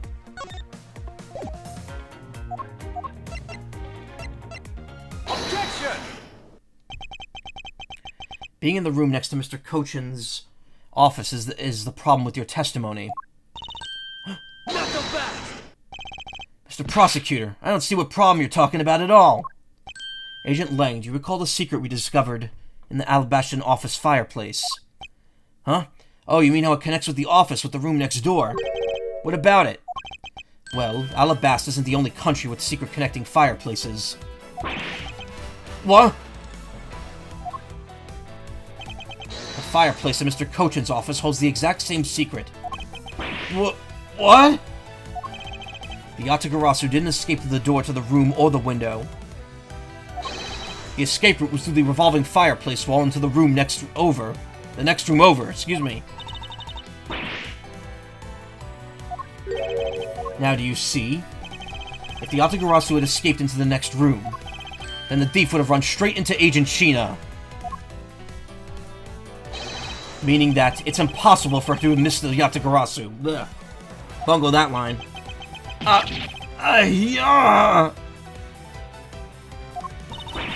What is the meaning of this, Miles? Well, would you care to explain, Agent Sheena? How you managed to completely miss the fleeing Yatagarasu? Or shall I?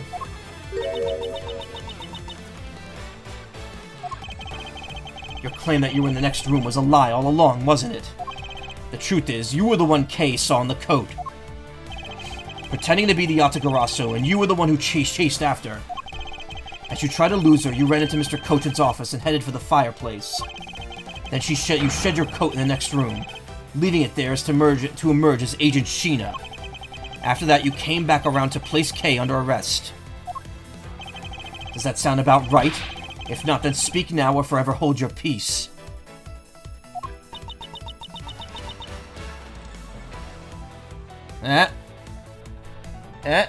My thing frozen? No, it's not. Cool.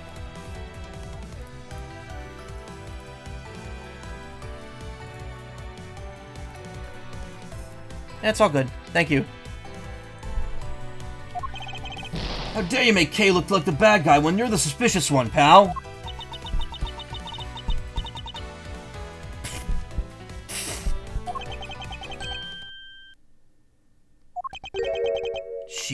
Sheena?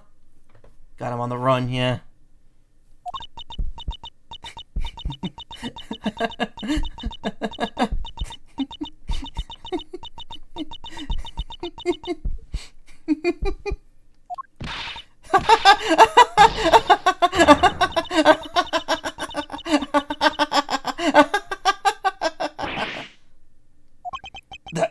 That laugh.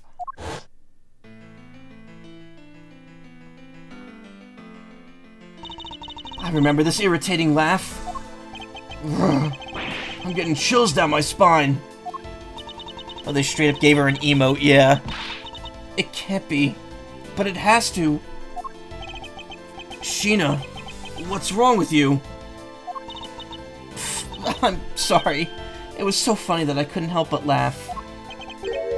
Funny, you say? Yes, that you would accuse me of being the Yatagarasu. The prosecutors of this country are really also very strange. You could get away with this by simply laughing it off? You think I'm taking things too lightly? I think not. It's that prosecutor who is. Look, everything you said earlier is nothing more than mere speculation. Yatagarasu fled to the fireplace? Do you have any proof to back up your claim? If you don't, then you haven't proven a thing regarding the Yatagarasu's escape route. Your character is so cool, yeah. The tone of your voice you're taking with me now has certainly changed. That's because it's been a while since I've had this much fun. I think I'll let loose and then we could have a real battle of wits. For an agent of Interpol to show me the true power of her mind, it is a great honor. Don't underestimate me. I'm not some foolish broad, you know. I know, and that's why you won't hold anything back either as I answer your questions. My question? Here's your proof that the revolving fireplace wall in Babal was used recently. Take that! I'm sorry, but is this really your honest answer to my question? Yes, according to Ambassador Paleno's testimony. He said that he was burning some documents in the fireplace with Mr. Cochin. The way she said that made me think that I picked the wrong thing. I was like, what the fuck? No, couldn't be. Oh?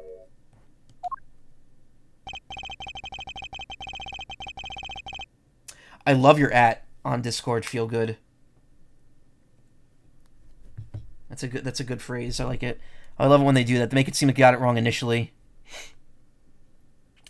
The ashes of what they burned were left in the fireplace, so that they should have been there. However, when we went to investigate the room, the ashes weren't there. Blech. Blech. Why is that a problem? Maybe someone cleaned them up? Objection!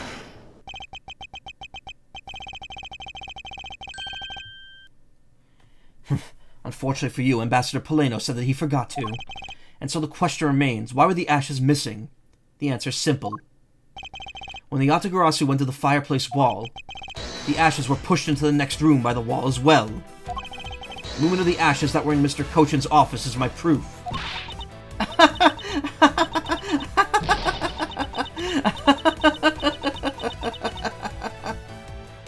Dun dun dun. I have that. Hold on. Where is it?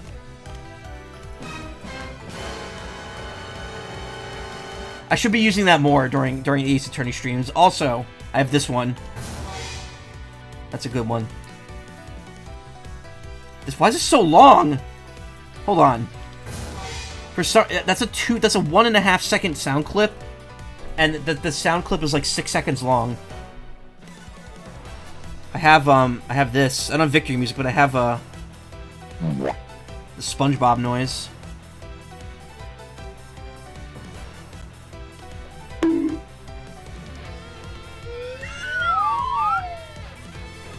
I got a lot of fun sound effects there. I try not, yeah, boom womp. I try not to overuse them. But there's some good ones.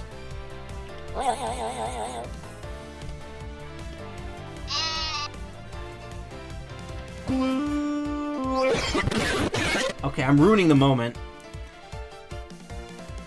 Your Discord soundboard is eclectic. Do you have splort.wave? Yes, I do. Damn it. Stop making me pull things up. I'm going to be using that. So I've recorded a bunch of short voiceover clip videos that I'm doing. And one of them is a joke that Nessie and I made, like, way back when we were coming home from Anthrocon. And it is absolutely going to be using the Splort wave in it. Bruh. Okay. And just what is so funny? Ash, as proof, are you even allowed to submit such flaky evidence in court? You still wish to fight us? Of course, why wouldn't I? In that case, let's hear your counter-argument. My counter-argument, huh? This really is just like being in court. Yeah, you would know. Well, to me, we're simply continuing from where we left off all those years ago. I have no idea what you're talking about. Doesn't matter if we're at a crime scene or in court. Let's finish this here and now. I suppose. Had a lot of fun today, but I grow weary of this game of cat and mouse. Let's make this the last testimony and wrap up this absurd case once and for all. Sheena's rebuttal. In my eyes, all you've proved is that the rotating fireplace wall was used. But you can't really call that proof that the Yatagarasu used the fireplace now, can you? So then, who was it that used the rotating wall? Show me your answer with real evidence. Remember, we've already finished our very thorough investigation. And we found not a single suspicious thing in Mr. Cochin's office. And there you have it. My counter-argument. Ah! That was very impressive. She's seen through the fact that I have yet to gather that one piece of evidence. What is it, Kay? I haven't heard a peep out of you in quite a while now. If you don't think you could handle it, feel free to leave the rest to us. But Kay, pull yourself together. You're the true heir to the Yatagarasu name, are you not? If you want to steal the truth, then you must never take your eyes off of it. This chase you're running to catch the truth. You must see it through to the very end. Mr. Edgeworth, you're right. I will see this through to the end. So, you go get her for me, Mr. Edgeworth. With pleasure. Looks like a lack of evidence has left you wide open, doesn't it? Sheena, please, show me you're someone I could trust. The truth? You can't handle the truth. Don't worry, this will be the deciding match. You'll see. Truly sorry, Agent Lang, but I simply cannot allow her to escape me again. Very well then, Agent Sheena. Shall we begin? I'm ready whenever you are. It's big brain time. Whoa. Uh-oh. It got stuck. Okay, let's try that again. There we go.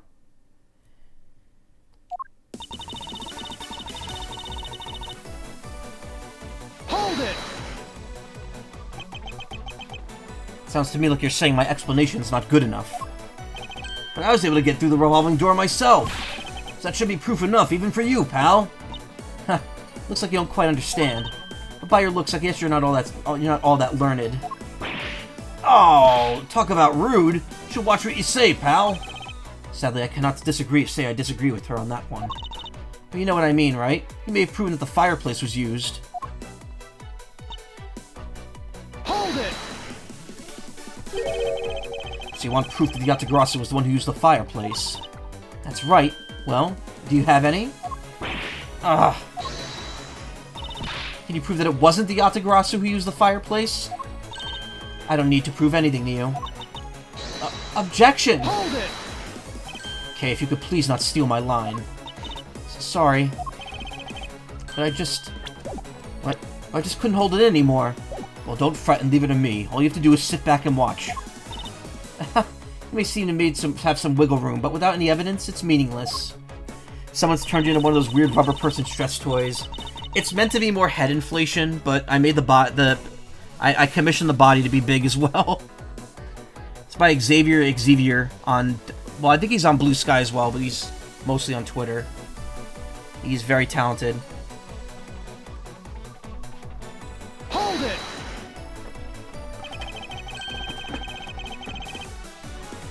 It's possible that the Yatagarasu left fingerprints inside the fireplace.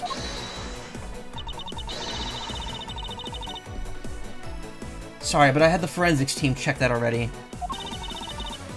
All they found were prints belonging to Ambassador Poleno and Mr. Cochin. Curses! Should have known better than to think the Yatagarasu would have been so careless.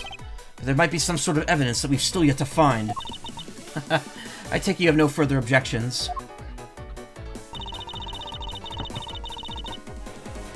Hold it! So Interpol's already finished examining the entire Babalese embassy? Yes. The investigators who weren't allowed into Alabast were incredibly helpful.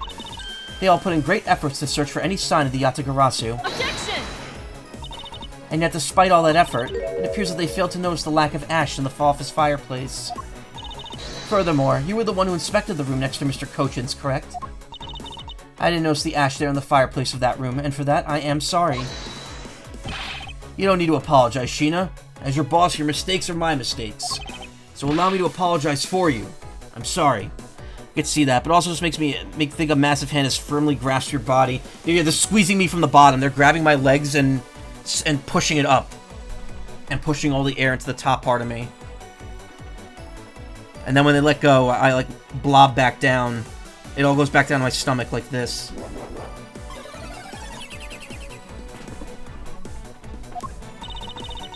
You know, maybe this guy's not such a bad guy after all. He apologizes for his subordinates and everything. What a great boss. Are you saying that I don't do anything for my own subordinates? No, nothing of the sort, sir. You're someone I really respect, sir, even if you are a bit too strict at times. That's only a problem on your end. Wow, way to be super hard on him in response. Am I really too strict on everyone? Maybe I shouldn't. Maybe I shouldn't cut his salary down to nothing.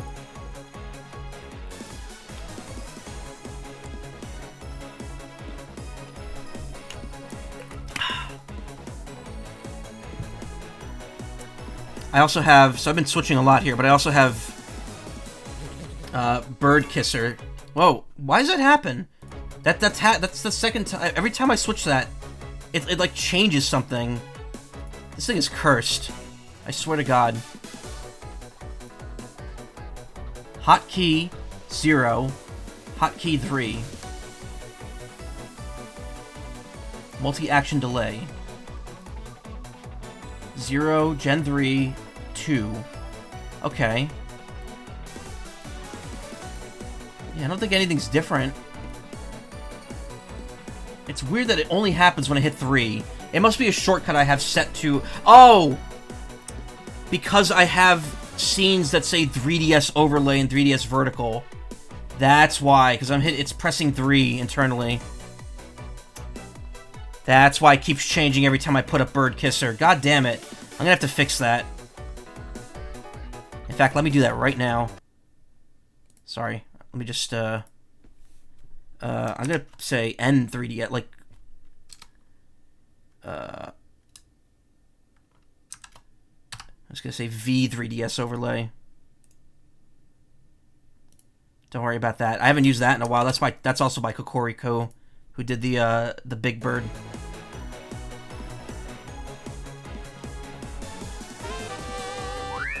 So this is a temporary one that I had for Paper Mario.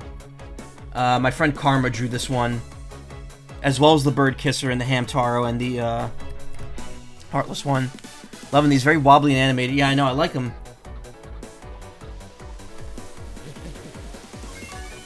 Okay, that works now. Good. It doesn't automatically switch it. It's nice because, like, I have a bunch of different artists who made all these different forms. So I get to, like, showcase a bunch of people's work, both experienced and inexperienced, and, like, you know, less experienced.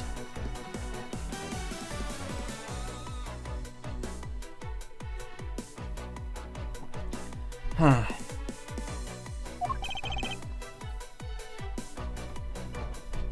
Anyway, Sheena, you didn't find anything in Mr. Cochin's office, right?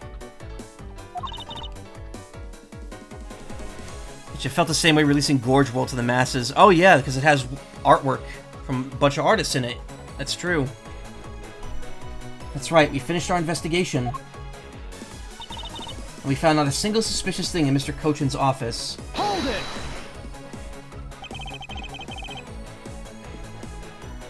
So you really didn't find anything? Yes, as I said, not one suspicious thing. Although, as you already know, We did find the Yatagarasu's key in the document detailing the smuggling operation. But we still haven't found the blade that belongs to the Babali's knife handle yet. Ha, you see? My subordinates worked hard to investigate everything. So there's nothing else to find, alright?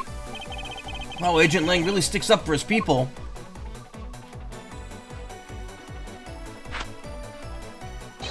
Lang Z says, all men are brothers, and friends become family. So you see, my people are my family, and their families are my family too. That's a rather large family you have there. Yes, but as we all know, there's always one black sheep in any family. And though it pains me, Agent Lang, you will know about the black sheep in your family. So, do you actually have any proof that the Yatagarasu used the fireplace passageway? No, I haven't found any yet. Then what are we going to do? There's no need to worry, because there's a loophole in Mr. Interpol agent's argument we can exploit first.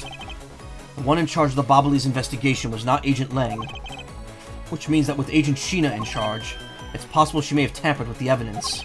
That piece of evidence that we found. There's one thing I do know, it's that someone tried to hide it from us.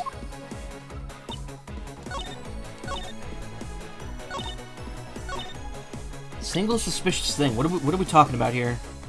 Why is the game taking so long to pull it up?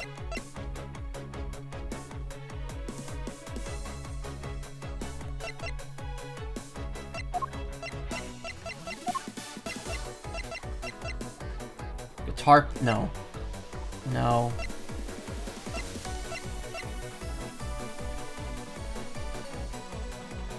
Oh. The wire. It's either the wire or the knife, because the knife blade we found was the other country, but I think we knew that was common knowledge already.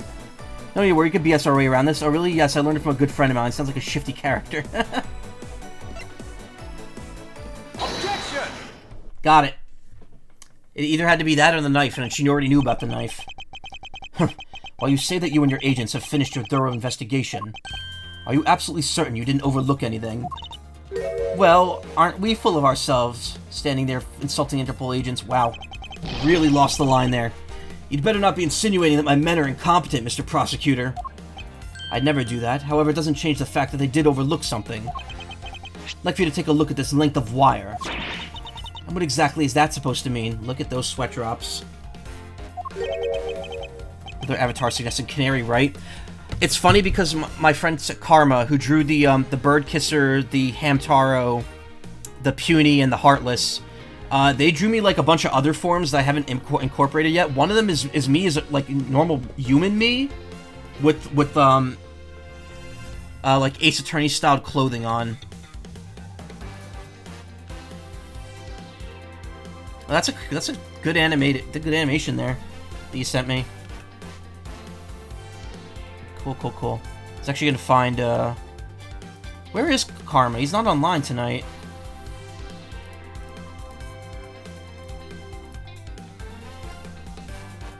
I know, I'm getting so sidetracked here.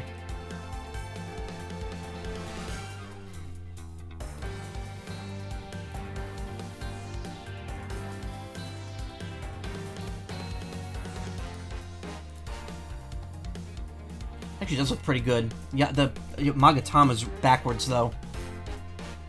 Can I? Oh, yeah, that's right. I could open these in browser. Yeah, Karma also drew me this. Of course, he made my hips really big. Because, of course, he did. I have a bulge, too. What the why? Karma. Gonna have to ask him to, cut that back a little bit. Trust me, have so many custom gifts. Nice. Let me distract with Discord stuff. I know, but I was already checking it, so I just looked while I was there. Today's been awesome, actually. Outside of the fact that I won only a minor lottery prize. Probably a lot of classes. He would usually be here by now. Yeah. No, but the thing is, a lot of his classes are online. When he says BRB class, a lot of times he's just logging into a video, like, conference class. He doesn't go to the school a lot, from what I can tell. He'll also BRB to get a haircut and be back within like 5 minutes. It's wild how like quickly he accesses stuff over in Asian island land. Length of wire. So what about it? tell you what, we found this in the Babalese embassy not long ago. What? And we found it wound up inside the grandfather clock in Mr. Cochin's office. Haircut equals bowl cut. Maybe.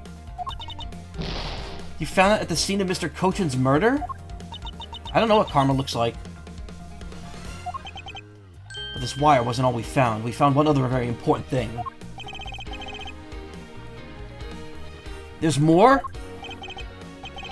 In Mr. Cochin's office, there were signs that someone had burned counterfeit bills there. What in the... yeah!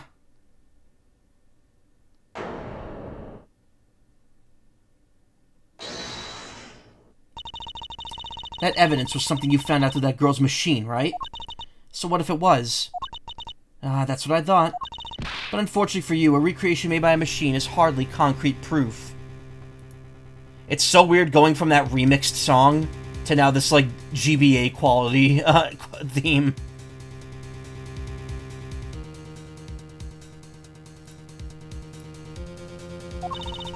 Among the ashes you found in that room, did you happen to find any counterfeit bills? No. You see, so there was nothing in that office. Nothing you could call evidence, anyway. Objection! I'm sorry, but I seem to have given you the wrong impression. How so?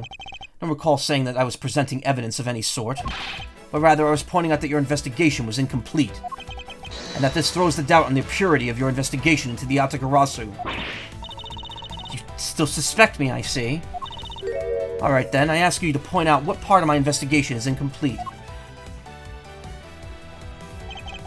The other Interpol agents worked under the command of Agent Sheena, and it's not possible that the reason the person K was chasing chose the 3rd floor was because that the person knew there'd be no other agents on that floor.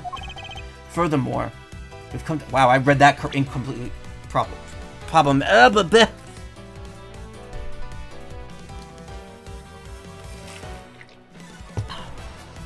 And is it not possible that the reason the person K was chasing chose the 3rd floor was because that person knew there'd be no other agents there? Furthermore, we've come to see that Agent Sheena was only pretending to be investigating the Yatagarasu to the point of arresting K. In that case, there's only one location that no one has yet to inspect. Your team's investigation was incomplete because they failed to inspect this location.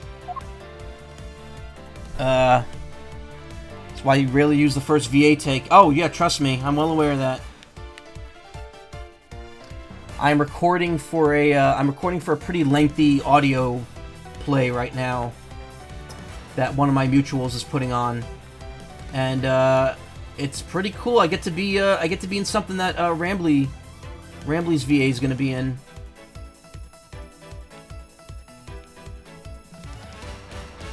Wait a minute.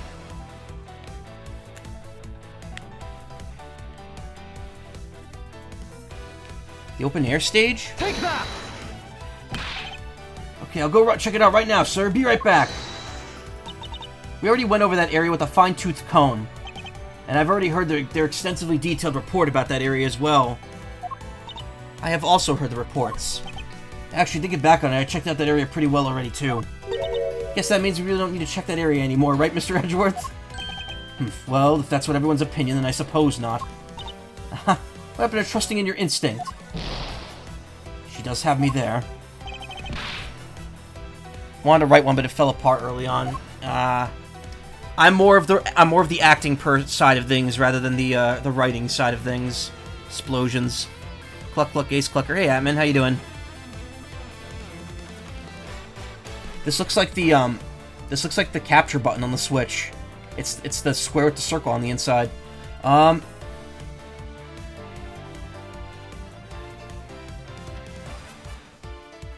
don't know what we're.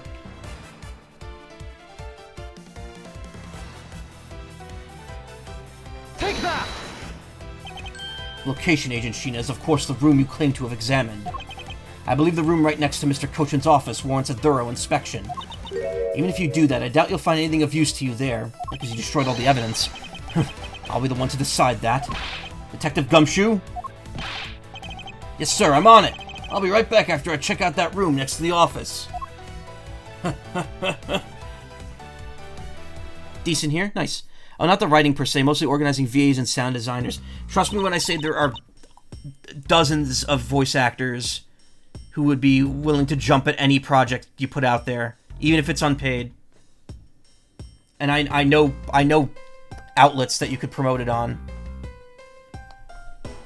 So don't worry about that. Just reach out to me and I will absolutely help you.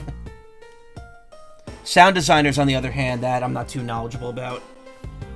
Hey, Mr. Edgeworth, do you really think that Miss Sheena's the Yatagarasu? Yes, if my logic is sound, I believe she is. And I'm not going to let her get away with ruining the name of the Yatagarasu. But can you prove she's the Yatagarasu is the question. Detective Gumshoe could find what I'm hoping he will find, and I should be able to. Just what are you hoping he'll find? Let's just say this. I had Detective Gumshoe do a little experiment for me earlier. An experiment? As if that detective has the brains for high science. Wasn't that mentally taxing? I had him use the same escape route as the Yatagarasu. And what'd you find out by doing that? First, that it's possible... Where's my, Oh, I'm still on the desktop thing. Like, where's my PNG tuber? First, that it's possible for a person to fit through the revolving wall door. Second, that by going through there, his coat was covered in Ash and Babali's ink. Who cares what his coat was covered in? It's not worth that much anyway. Ah, but is that really worth so little? I believe that it's actually quite a meaningful result, the value of which I'm about to prove. Mr. Edgeworth, I found some things you really need to see, sir.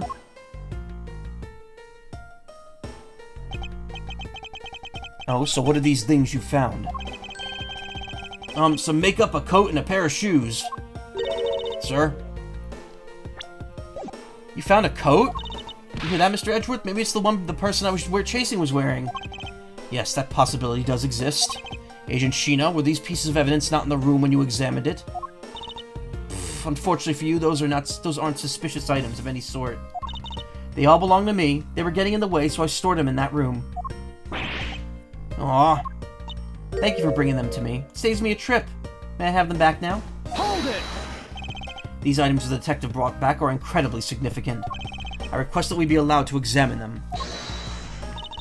They're my personal belongings, so you have no right to touch them without my permission. Objection! I wish to examine them for the sake of the investigation. But if you wish to deny us access to them, Agent Lang, let's hear your opinion on this. I say let them look at your stuff, Sheena. Shmima? Shmima. Lang? Sheena, let's put it all out in the open. If you're really innocent, then you have nothing to worry about, right? I guess so. Go ahead and examine whatever you'd like. After all, I have nothing to hide. Good. Now let us begin. So which of Agent Sheena's belongings are you going to examine, sir? Shishna, Shmima, Shfifna, yeah. The coat, obviously. Let's examine the coat. Yes, sir! Appears you managed to stain your coat rather badly. Agent Sheena. The Yatagarasu that Kay saw was wearing a coat.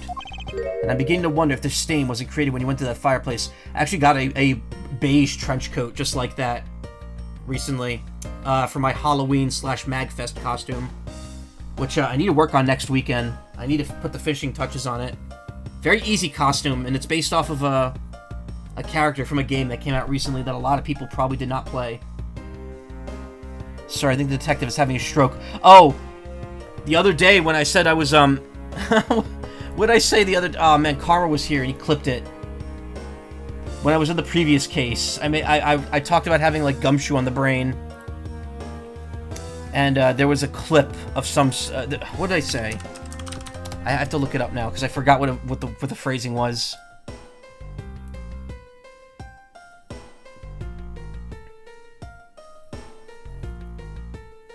I was saying, like... I was making references to being, like, gumshoe pilled. Totally gumshoe maxing right now. Or something like that. And, I said brain shoe gum cell at one point. I don't know why. The critical point in this argument is when did the judge look into the hallway? And whether that lines up with when the gun was actually fired. Your Honor, if I may, I'd like to clarify a few details in your testimony. probably the last thing I'm gonna do for tonight. Our level zoo animal with 0 brain shoe real brain cell gumshoe. Brain shoe? Brain shoe gum cell. Oh, so Karma or someone said 0 brain cell gumshoe. And then I said brain shoe gum cell. Animal with 0 brain shoe. Our level zoo animal with 0 brain shoe real brain cell gumshoe. Brain shoe? Brain shoe gum cell. I have a bit of a problem when I speak. Oh, hey, Lichburb. Thank you for the follow. Got an old blue London fog trench coat used practically. It was during your father's piloting days. Wow, that's cool.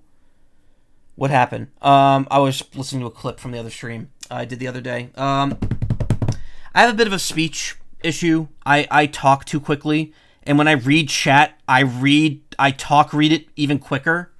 So that's why I often, like, it often gets into, like, unintelligible text. Like, if I'm reading, like what Feelgood said, it was my father's during his piloting days. I'll be like, it was my father's during his piloting days. Okay, cool. And I'll, like, react to it normal speed, but, like, I'll read it really quickly. A lot of people do that where they read it quicker, but, like, for me, it's kind of a problem. Brain to mouth speed mismatching, yeah. It's kind of an issue as a voice actor that I run into a lot.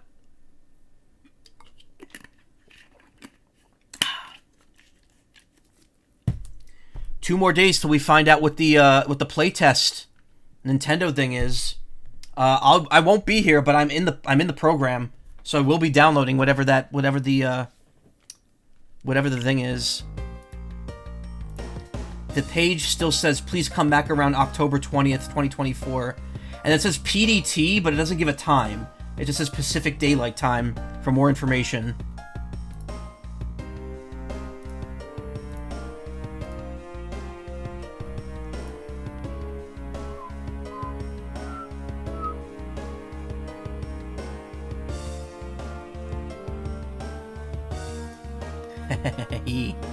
Okay, just saw the other GIF you sent me. That's really good. Being a one as a stain wasn't created when you went to the fireplace. No, you have it all wrong. That soot probably got on my coat when I was helping the police put out the fire. What about this dark substance around the hem of your coat? Oh, I didn't realize the hem was that dirty. I'm sure it was just some water mixed in with soot from when I was helping with the fire. I don't think so. You can get away with such a transparent lie. Yeah, don't lie to us, pal.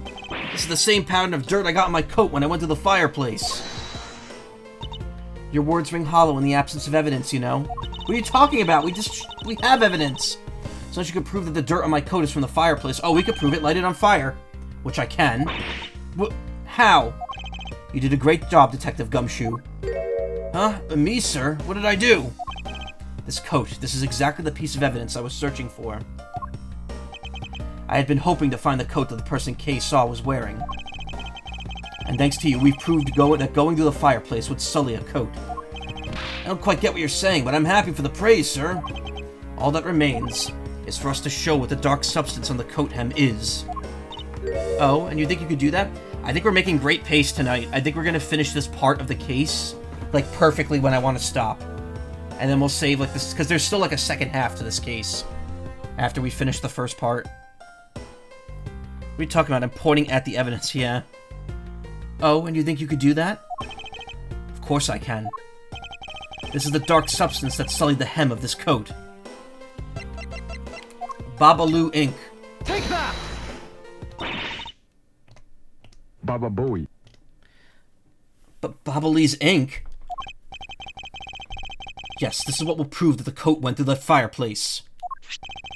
According to Ambassador Poleno, he burned some files in that fireplace this morning.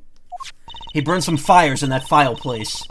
You told us that already, so I don't really see the need in mentioning it again. My point is that he spilled some ink onto the back wall of the fireplace at that time. If the dark substance on this coat turns out to be Babali's ink, it would prove that you and this coat went through the revolving fireplace wall. Ah! Sorry to have clipped one of your wings, Yatagarasu, but we're not finished yet. We have no way of proving whether or not this is Babali's ink on the coat hem. Oh, but I do, and I intend to show that it is ink in a few seconds. How? How you ask? Well, since you don't seem to know, allow me to show you. This is how I will prove that the dark substance in the coat is Bobbly's ink. Burn it! The only way to solve a murder case is to burn it. You can find out whether that is Bobbly's ink or not by lighting it on fire. That's how you're going to prove that it's Bobbly's ink? Yes, if you could please cut a section of the dark stained area for me, I'd appreciate it. Because I'll show you here and now what this dark substance is. Sheena, sorry to do this, but I'm going to have to cut a bit off your coat. Go ahead. Wasn't planning to wear it anymore anyway. Now then, if someone could loan me a lighter or something. Oh, I've got some matches. I always carry them with me so I can light smoke bombs. Then if I could please have one, Kay, we could get this experiment underway.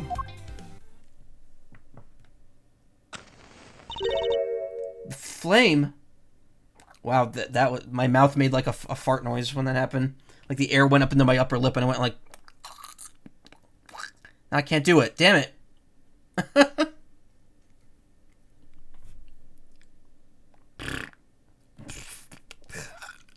Fuck. Now I can't do it. Okay. Why is it that like you can always do something when you're not trying and then when you concentrate you can't do it? It's the same color as the flames Wit Crystal Oil produces. Which means... Bobbly's ink is a product of Wit Crystal Oil. And when lit, the ink produces a green flame. The time has come to clip the Yatagarasu's other wing. Machina, you're the fake Yatagarasu! The one who killed my father! It's about time you came clean, Agent Sheena. Or should I say... Callisto, you? Hey, Mr. Prosecutor, you're not serious, are you? Do I look like the joking type to you? No, you look like a humorless dick. Callisto, you? Never heard that name before in my life. That manner of speaking and that attitude. You haven't changed a bit in 7 years. You're the defense attorney that killed Mr. Faraday and then tried to frame me for it. Oh, really? And you have proof? You insisted on this Callisto you woman, and yet you can't prove it. You have no proof, then I'm afraid you won't be able to lay a single finger on me. Objection! Raven's a very unique bird, one that flies by the darkness of night. However, the light of dawn has arrived, and it will reveal your true ugly form to the world. Enough poetry, I want to see some evidence. Do you really have something that could prove that she's Callisto you? I do. Something the second Yatagarasu has preserved these last 7 years. Do me the honor, Mr. Edgeworth. I will, Kay, for we finally come to the end. We'll prove her to be Callisto you with this and clip this Yatagarasu's wings for good. Take that! Her perfume. This perfume. This will prove you to be Callisto you. It will. Kay has preserved it perfectly for us. Surely you remember this bottle. This belonged to Miss Yu just before she disappeared 7 years ago. Naturally, this means a few of her fingerprints are on here as well. This is that bottle of perfume you spilled, which I've preserved ever since. I heard from my father, Bernard Faraday, that if stored under the right conditions, a fingerprint can be preserved for decades. Which means that your fingerprints are still on here. Every last one. We can clear everything up if we were to compare the prints on this to your own. Now come, Agent Sheena, will you submit yourself to a fingerprint test?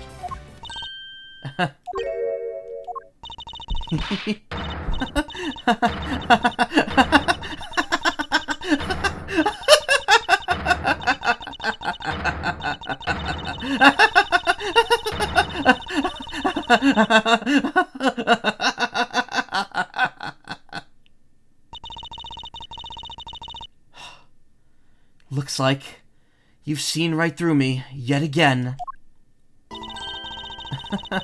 You're sending the biggest chill down my spine, Edgeworth. That was such a good sprite, yeah. Callisto, you. So you've shown your true face at last. This feeling of thrill is even greater than that time 7 years ago. Sheena, you're... Lang, I really enjoyed our days together. You're an insanely strong, nice, kind-hearted idiot of a man. So you were a spy all along? A mole sent by the smuggling ring I've been chasing after. Someone who's been feeding them intel and Interpol all this time? Very good. Maybe you're not as big of an idiot as I thought. Callisto, you The woman who killed my father 7 years ago. You're her, aren't you? The fake Yatagarasu. That's right, Callisto Yu. That's just one of my many names. But even that's just a facade. Good evening, ladies and gentlemen. I am the great thief Yatagarasu.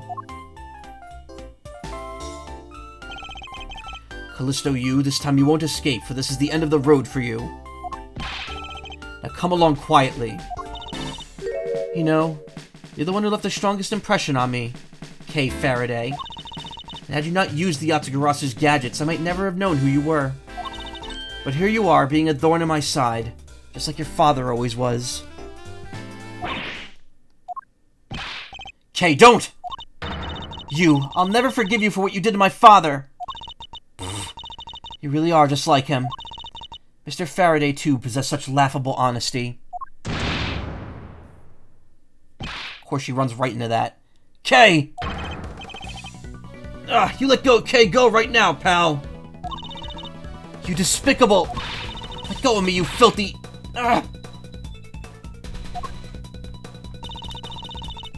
You think I'm a fake, don't you? Well, unfortunately for you, I'm the real Yatagarasu. But that's impossible. My father was the one who created Little Thief. Hey, Edgeworth. Yatagarasu has 3 legs. Do you know why that is? Why it has 3 legs. This moment coming up is so goddamn good.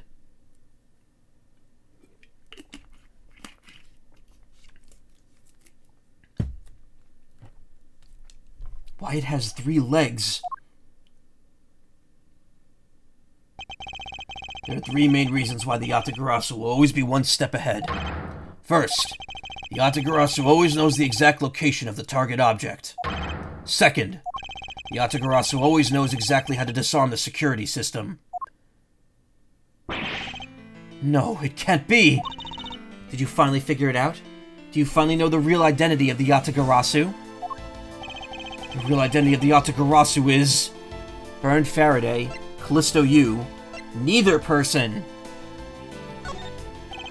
The real identity of the Yatagarasu is neither Bern Faraday nor Callisto Yu. But by the same token, they are also both the real Yatagarasu. How very perceptive of you. No way. The single person known as the Great Thief Yatagarasu never existed. Mr. Edgeworth, No, I refuse to believe this. The Yatagarasu is known to have 3 special skills. Skill number 1. The Yatagarasu always knows the exact location of the target object. And a lawyer would have the opportunity to learn the layout of a client corporation. Skill number 2. The Yatagarasu always knows exactly how to disarm the security system. And a good prosecutor would be well versed in the ways of a criminal. And skill number 3. The Yatagarasu doesn't leave a single shred of evidence behind. Ever.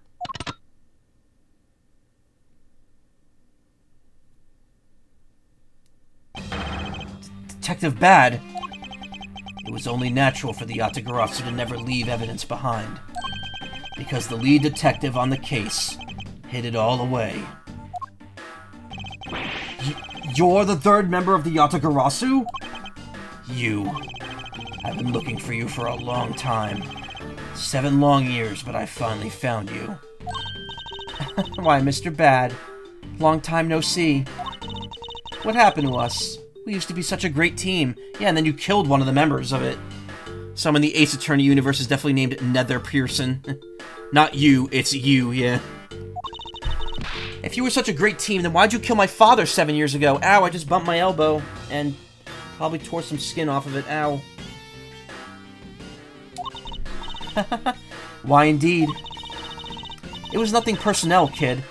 He was just another person I had to kill. How can you say that? I grow weary of this, and it's about time for everything to come to an end. And this time I won't miss. Stop!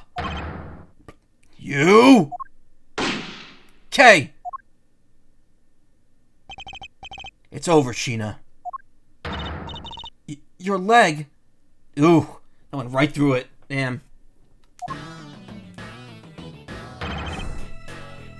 Agent Lang! Gah! You idiot, what were you thinking, jumping in front of my gun like that? What are you risking your life for? I'm sorry, Detective Bad, but no matter what sort of past she may have had, or even if she is a spy, doesn't change the fact that she is my subordinate. As long as she is, I cannot allow any harm to come to her, not even from you. You really are an idiot, you know that? Huh, it's fine with me. You should know by now that this is just how I am.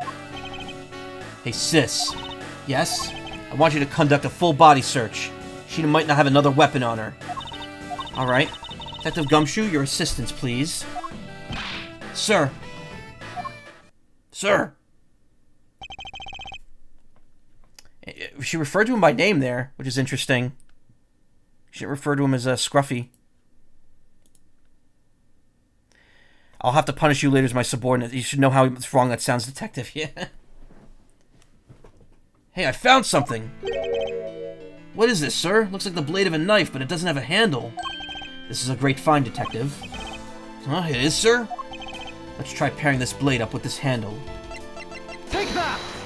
I believe this blade actually belongs with the handle that was on the murder weapon. Hey, they fit together perfectly! This blade must have been taken from the crime scene when the knife handles were switched. It's got a full tang, it looks. Wait, what?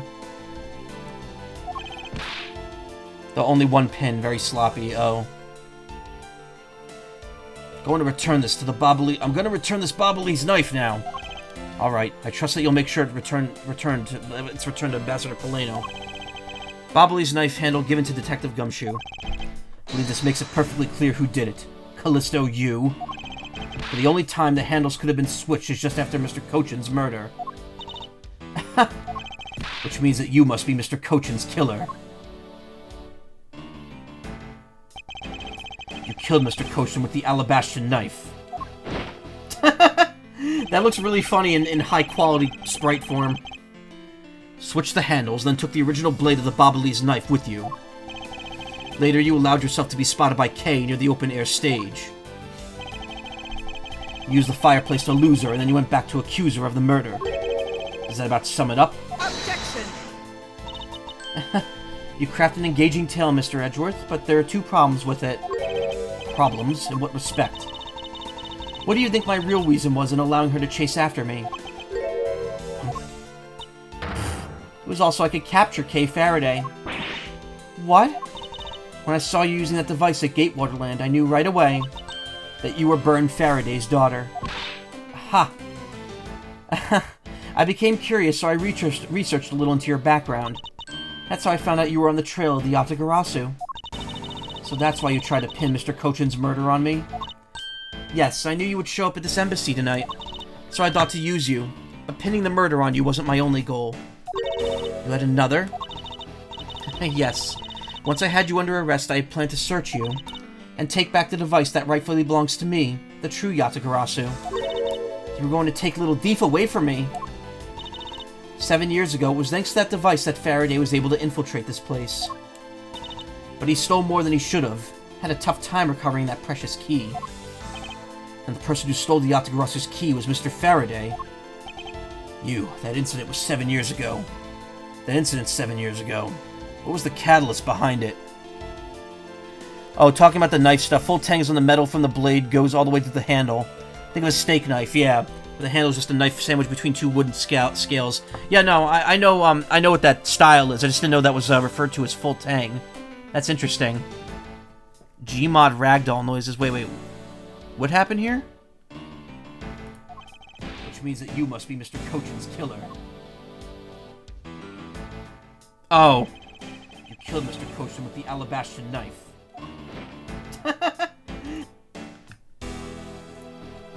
Just really funny how like choppy it looks.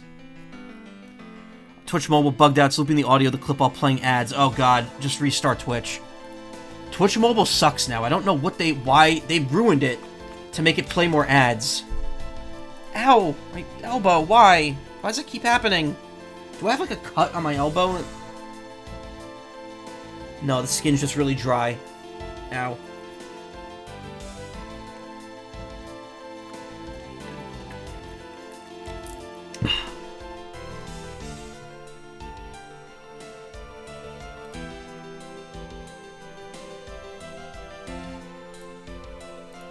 I saw some cute art on Blue Sky. I gotta get used to saying that. Seems like Blue Sky really is gonna take over here. That incident 7 years ago, what was the catalyst behind it? In the eyes of the smuggling ring, the Yatagarasu was becoming a bit of a problem. It wasn't an especially pleasant assignment. Then why? Why did you become a member of the Yatagarasu? Why? There is no why. I was destined to betray everyone from the very beginning. From the beginning? What is that supposed to mean? The person I take orders from hasn't changed, even now, to this day. Does this mean that the leader of the smuggling ring wasn't Mr. Cochin? Then the real ringleader is still out there pulling the strings. Are you done asking what you need to know? Because if so, we should probably get going. And you're going to tell me everything you did tonight. Do you understand, Sheena? Guess I should tell you then. I was the one who set the Bobbly's embassy on fire. And why did you do that? Suppose it was to destroy all the evidence of the counterfeit bills. That was what the smuggling ring was trying to do? But then why start 2 fires? Sorry, but I can't tell you anything about the ring. It's your job to complete your investigation, after all.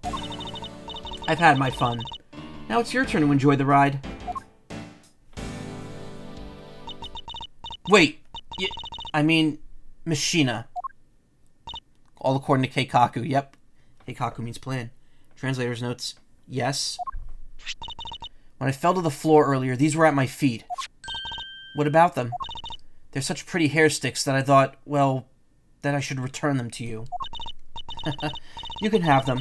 They're of no use to me anymore. If you don't want them, you could always just throw them away. No, I want to keep them. Suit yourself. Oh, that's right. I almost forgot. Edgeworth. About the second problem I had with your story. I didn't kill anyone tonight. What? I'm not saying that as a sore loser. Think of it as a hint, if you will. Mr. Prosecutor? Yes, Agent Lang. Mark my words, I'm not done here, and I'll be back. And it's got nothing to do with duty or anything, because this has become my personal case. I may have been shot, but I'll show you just how dangerous a wounded wolf can be.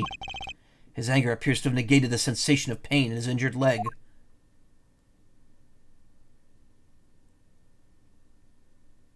I like that he's limping out. It's finally over, Kay. I feel like I've peered into her heart a little, you know? And it's so cold and dark and incredibly lonely. The person who was giving her all these commands. One who thought my father was a problem to be removed. That person's the real ringleader behind the smuggling ring. Mr. Edgeworth, I have a favor to ask. Can you hold on to these hair sticks for me? They're real pretty, just like the ones they were selling for the Jammin' Ninja show. But until this case is over, I don't think I could look at them without being overcome. I understand. I'll take good care of them for you. There's a bit of soil stuck on the ends of these sticks. Hair sticks with a candy-striped pattern on them. There's some dirt on the tips. Oh, I guess it's that time already, huh? So it's midnight. Dawn of another day. Hey, Pops! Thanks a bunch. You've really done a lot for everyone all these years. Detective Bad, don't tell me today is the day. Yeah, it is. With this, I can retire in peace. It was down to the wire, and we almost didn't make it. But we did it. We solved everything. But that's just it. We haven't solved everything yet. The ringleader of the smuggling ring, the Yatagarasu, were chasing after. The legend of the Yatagarasu is now over. Mr. Edgeworth, that bit of logic earlier, it was brilliant. I feel like I can leave it all in your hands. I'm counting on you. Is it really true, Uncle Bad? Were you also a part of the Yatagarasu? As I said to you earlier, Kay, I'm truly sorry. I wanted nothing but a peaceful life for you. Uncle Bad? Hey, don't take it so seriously. It was all just one big joke, right? Unfortunately, it isn't. Oh, come on, sir. She's just yanking on my chain, isn't she, Mr. Edgeworth? Detective Bad. Wait, no, you are no longer a detective. Mr. Bad, I'd like to ask you about the Yatagarasu. Not you too, Mr. Edgeworth. Mr. Edgeworth, here. I should give these back to you. These are the pages from my KG-8 case files that's the Yatagarasu stole from my office. Huh? Wait, what? Mr. Edgeworth, I must apologize for last night.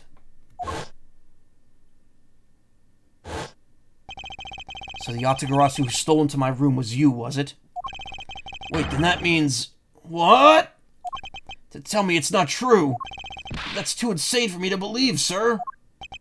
It's true, even if it's not something you want to hear. KG-8 incident. It was a very emotionally trying case. We stood in that courtroom. Faraday is the prosecutor, and I is the lead detective. Faraday had evidence in his possession that would prove the defendant guilty. However, because it was stolen, the defendant was found innocent. You was the elder sister of the victim in that case. When the defendant was pronounced not guilty, she let out a great wail. That's when we realized there was a limit to what the law can do. The only way to bring someone like that to justice was to do so outside of the courts. That's what we thought at the time.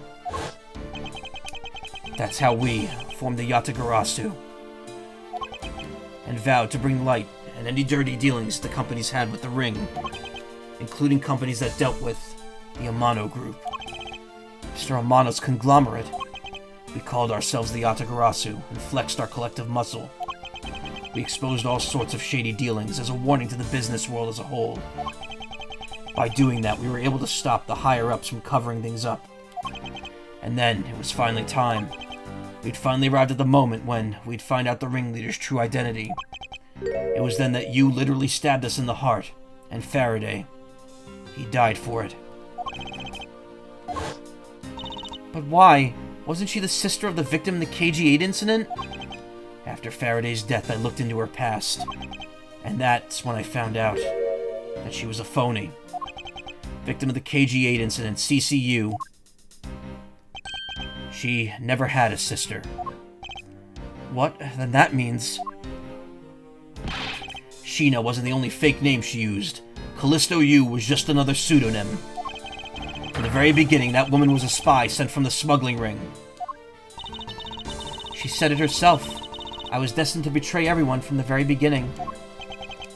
Anyway, let's return to the real topic at hand.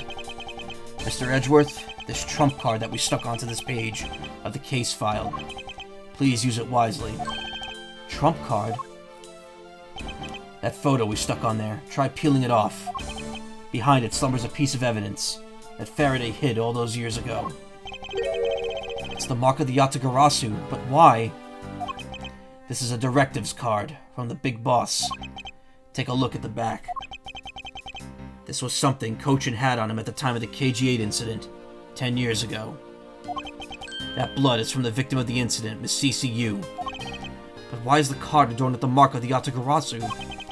The reason why we called ourselves the Yatagarasu was because of the three-legged raven mark that the smuggling ring's boss used. Apparently orders from the boss would come on these cards without fail. The person who received the order was supposed to burn it immediately after reading it, and apparently it burns a bright green flame when set ablaze. So you mean the cards were written in Babali's ink? The fact that the card that Cochin was sent made it into Faraday's hand at all is nothing short of a miracle. We decided that whenever we stole anything, we would send a card along with it to the police. So that's what those white cards are. The great thief that used the mark, that only those within the ring would know. It was our message to that ringleader. That we were only there a few steps behind of them. Blech, we were only a few steps behind. Evidence from the KG-8 card. Evidence from KG-8 card contains orders from the boss and smuggling ring to Cochin. I can't read. And one more thing, Detective Gumshoe. I'm entrusting this to you. Your lollipop? What is this, sir? This is what I was talking about earlier. During the KG-8 incident trial, Faraday hid this in his possession. Had this in his possession. This important definitive piece of evidence. But I thought it was stolen. How do you have it? The person who stole it from us 10 years ago was a man by the name of Ernest Amano. Armando is someone else, and he had it locked and hidden away for all this time. But we forced him to tell us where it was finally, after the other day's kidnapping case. Evidence from KG-8. Faraday had obtained it once, but Ernest Armano had it stolen. This video Don't come any closer. I'm warning you. This is the same video as the one Mr. Portsman was trying to conceal from me. Yeah, it would seem that even he was caught up in the ring's web. Amano was preparing to take on the boss someday, and that video was his insurance. That's where the prosecutor comes in. He was to retrieve that video. On top of that, he was apparently instructed to sneak into your office and steal the trump card. You saw it for yourself, right? Card that told him to preserve the evidence. It's all connected! Yeah. It's all connected, Luigi! Then that card was not the calling card of the Yatagarasu, but rather a directives card from the ringleader to Mr. Portsman. Hey, Razu, how you doing? The two pieces together make for a strong weapon for whoever holds them. The evidence Mr. Portsman thought to withhold from me, and the one you stole from my office last night. Both pieces are illegal, and for me to use either one is... whether you use them or not is up to you. But they will be of help to you when you take on someone who's above the law. Is the boss one of those who cannot be brought to court that Mr. Faraday spoke of? Detective Bad, there's no limit to the law, for it is the people who determine the limits to them. You still insist that even now? You're something else. I leave the rest in your hands. Like a good Phoenix Wright case, yeah. I'm good, just browsing on a night off. Always nice to pop in your stream. Thank you, Rozer, I appreciate that. Now then, Detective Gumshoe, the handcuffs. It's time to lock up the last remaining member of the Yatagarasu. Pops, don't ever lose your detective spirit. Oh, Pops, why is this happening? This isn't justice. Like I always told you, do not get emotionally involved. Now let's go. Yes, sir.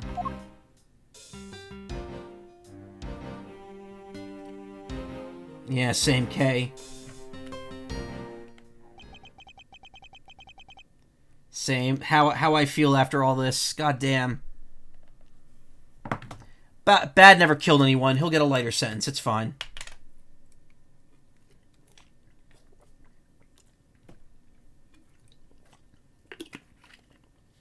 Is this really the end of a legend? To be continued. I don't think I'm going to have enough time to get through another whole segment, but it is only 2:40 into the stream.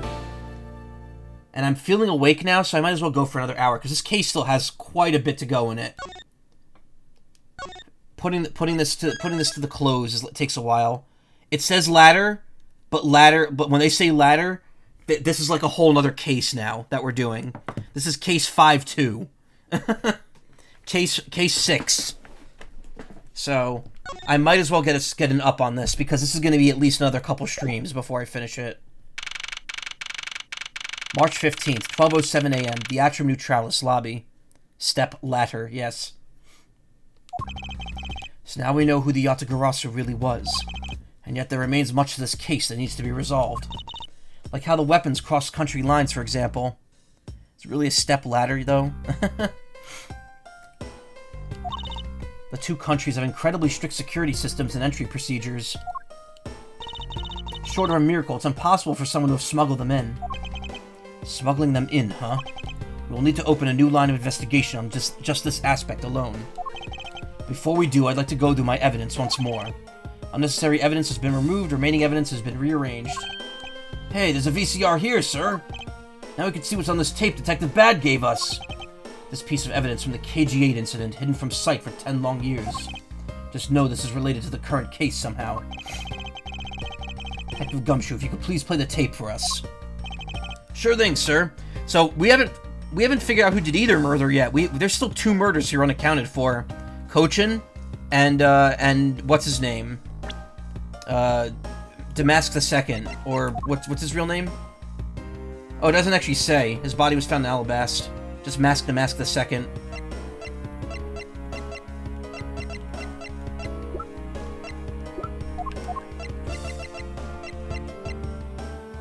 God, why does he look so... Again, why does he look so old for a 31-year-old? I think his name... Cashino? Yeah, it was a pun on no cash. It was Cashuno. It was 3 names. It was 3. It was a Chinese name. It was written like a Chinese name. Rather than a Japanese one. It was like Kashino. Kashino, yeah. That was literally it. It was just written as three words. Sure thing, sir.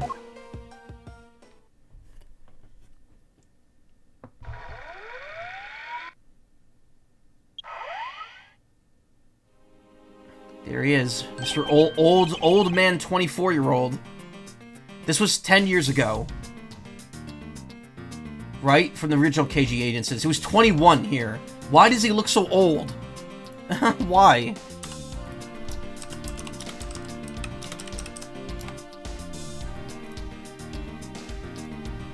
Here, I found out it's spelled. It's what snorting the Bobolese ink does to you. This is how it was spelled. It was Ka-shinou, space N-O-U. Night shifters be like, oh god, yeah. Me after coming home at 2 a.m. when I worked a night shift in customer service. Active work does a number on you. These responses are all amazing.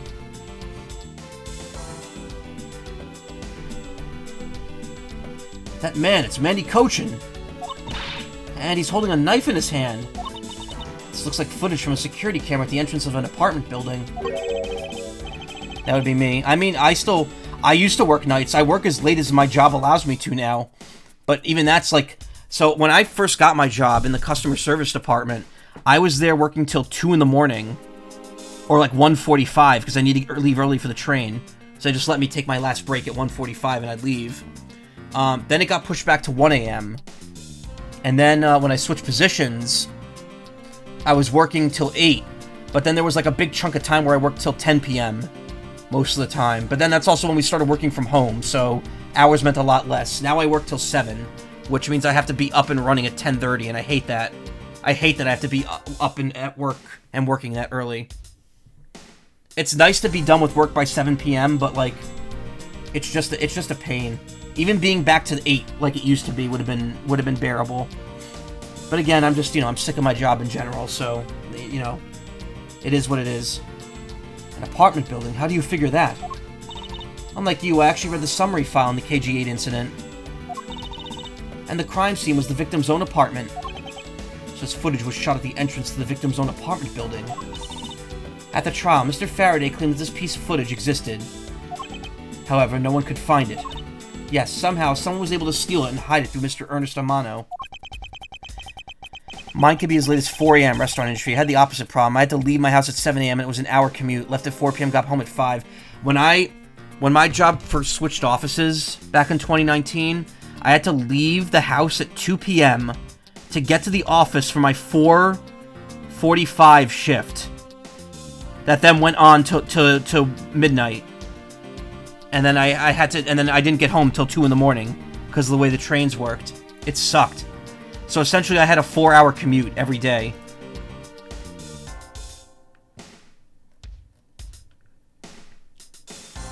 Ho! Ho! Ha ha ho ho ha oh! I just saw some good stuff. I will not elaborate.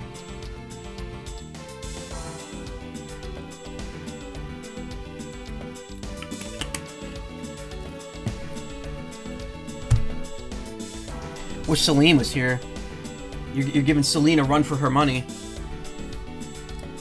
I could see how this would have been a definitive piece and why someone would want to hide it. But it's a piece of evidence from a 10-year-old case, sir. There's no way it's related to the case we're working on now, sir. Actually, I believe it has everything to do with the case we're working on now. The ringleader even went so far as to use Mr. Portsman to retrieve it. Which means that in this video lies a very inconvenient bit of footage to the ringleader. Where? Where? Wait, what was that? Huh? That bit you played just now. Please show it to me again.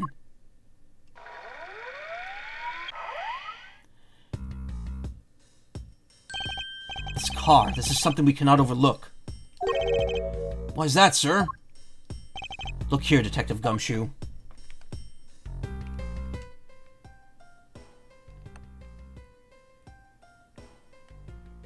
There's someone else in that car. They're blurred out. Take that! This is the national flag of the Principality of Codopia. And because it's the national flag on it, we know this has to be an official government car. But the question we should be asking ourselves is, what is a government car doing there? I don't know, picking up coaching? Ah, Miss Von Karma and Mr. Edgeworth, so you were here all this time. Oh, Ambassador Alba. Thank you very much for continuing the investigation, even at this time of night. If only I was even a tiny bit more careful. This tragedy would have never happened. I'm truly sorry. It wasn't your fault, sir. It had nothing to do with how careful you were. You idiot, Quercus. You couldn't even chase after a simple thief. Sir, you're like a fossil. Now then, let's get down to the real reason why I came looking for the two of you. I would like you to put the investigation on hold for a while. Can you do that? Excuse me? I heard you've apprehended the thief that turned down this embassy upside down. And we're in the middle of an event celebrating our country's reconciliation. Can't exactly have the police and detectives walking around here forever. You're scaring the visitors away, so I hope you can understand how I feel. It's midnight, there are no visitors here. We must finish our investigation and resolve the remaining issues. Why don't we leave the rest of the Alabashan and Babalese police? Ambassador, we're so close! Just a little more and... Miss Von Karma, I'm afraid I've made up my mind. And without my permission, you can't proceed with your investigation anyway, right? That's true, however... As he said at the very beginning, this area can be considered to be Alabashan soil. In which case, we're nothing but foreigners in their land. Is this really where our investigation ends?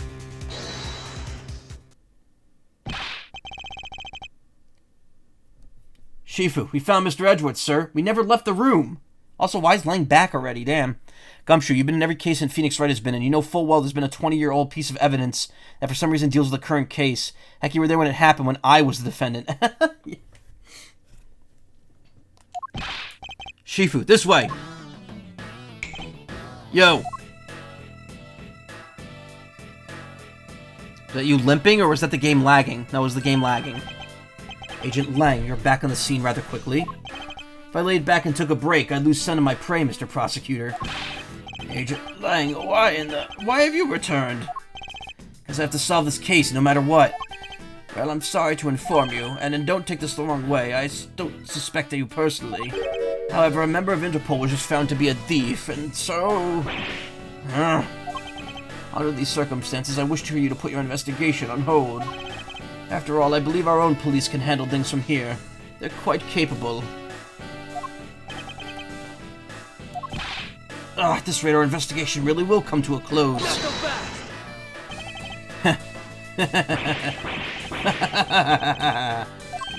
Ambassador Alba, I get it now. I really do.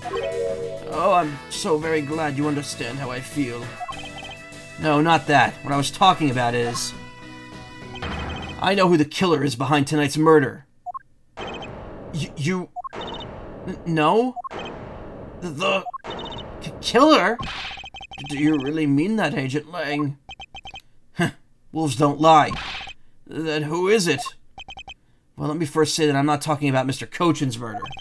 That was all Sheena. Lang Z says the truth lies not at the exit, but rather shines outside the maze itself. The truth is unexpectedly simple. So let me ask you this. Who do you think the Mask the Second's killer is? I'll tell you who. It was you, Franziska Von Karma.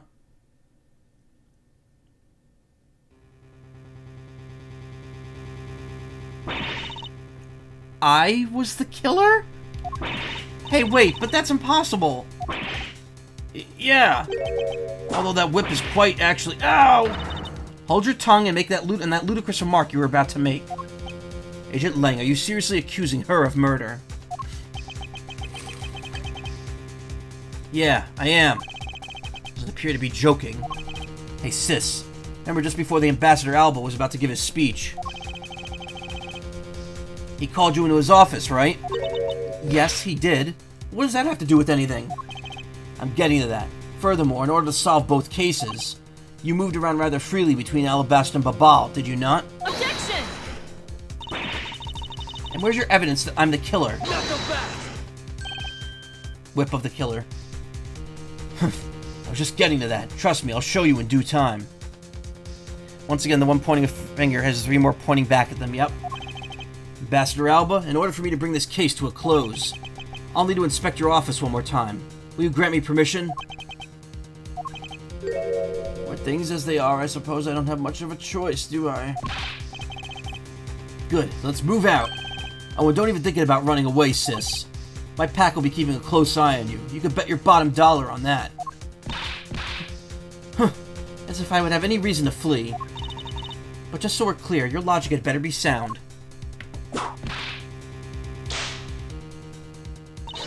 Because I'll accept nothing short of a perfect explanation. She seems rather upset, not that I blame her.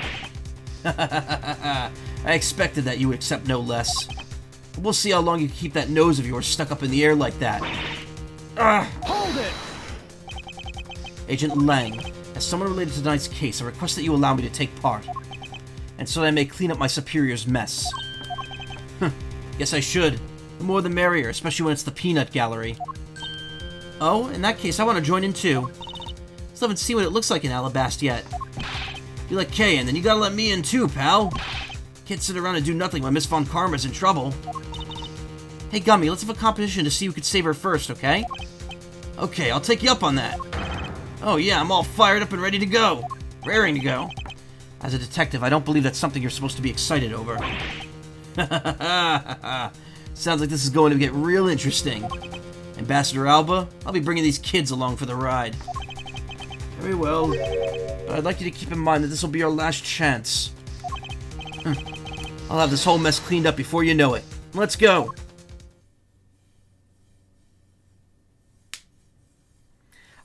Why does it lag? Why does the game lag? The DS game did not lag. Why does the Switch version of the game lag? March 15th, 12:53 a.m. Alabashan Embassy, Ambassador's Office. Okay, now let's first go over the facts one more time. Manny Cochin's body was found over in the Secretariat's office in Babal. Weapon that took his life was one of Alabast's ornamental knives. And then the body of Damask II, Mr. Kashi No, the second, excuse me, not two, was found here in the Alabashan Ambassador's office. Through our investigation, we found the murder weapon was this Primadou statue. And that's actually the Babal statue. This case, no matter how I look at it. Sis, if it wasn't you, then there's no one else that could have pulled this off. Objection! Agent Lang, do you understand the full implications of what you're saying? Of course I do, sis, and I'm serious. You were on the trail of the smuggling ring, and you wanted any evidence you could find. And so, while people were distracted by the Yatagarasu's appearance, you snuck in here. That's when you two ran into each other. And you and that other thief who took advantage of the confusion from the fire. Objection! Even if that were all true, how do you explain the movement of the weapons? Don't worry, I plan to show that you're the culprit behind that, too. You have permission to investigate both embassies at will. With that kind of free reign, you could have easily taken the weapons across... Hey now! Whoa! It straight up catches the whip. Was those sprites in the DS version? I gotta see that now. Was that in the DS version?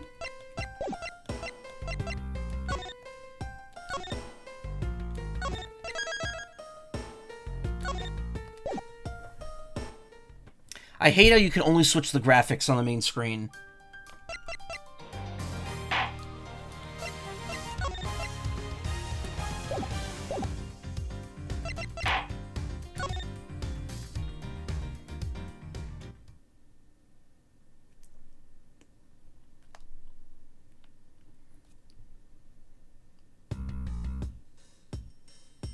Oh yeah, wow. It does hold it. God, I hate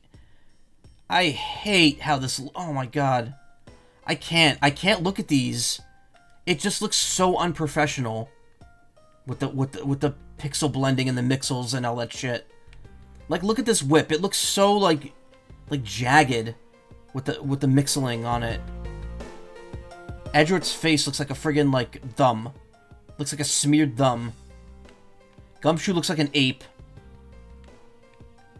Kay looks okay. Also, if you notice, the actual settings also go back to the pixel art style, but they look okay. These actually look all right. Like, this looks like it. Well, that looks better on the teeny DS screen. Yes, but here's the thing: the DS ones didn't use mixels like this does. Like, look at the back of Edgeworth's hair here. You could see that the pixels are like cut. Like it's not like each pixel here is a 2x2 block. But then there's some pixels on the corners of his head, like on the left side, that are like 1 by 2, like 1 by 2 by 1. It's like in the corner here. I don't know. They did that on purpose to make it look smoother in the higher resolution. These are the same cutout, but they overlaid the pixel art on it. Maybe. I think they did this on purpose to make it look smoother in the higher resolution. Because it does look smoother. The problem is it just doesn't look good. The back of Gumshoe's head looks like it's literally cut out. Like, it looks like there's a chunk missing from the back of his head. It's a shame, because the sprites actually look really good in the DS version. But here they just look kind of gross. Again, you know, not that... I think most people would probably just play with the high-resolution graphics anyway. Because these look amazing. Like Vanillaware quality, almost.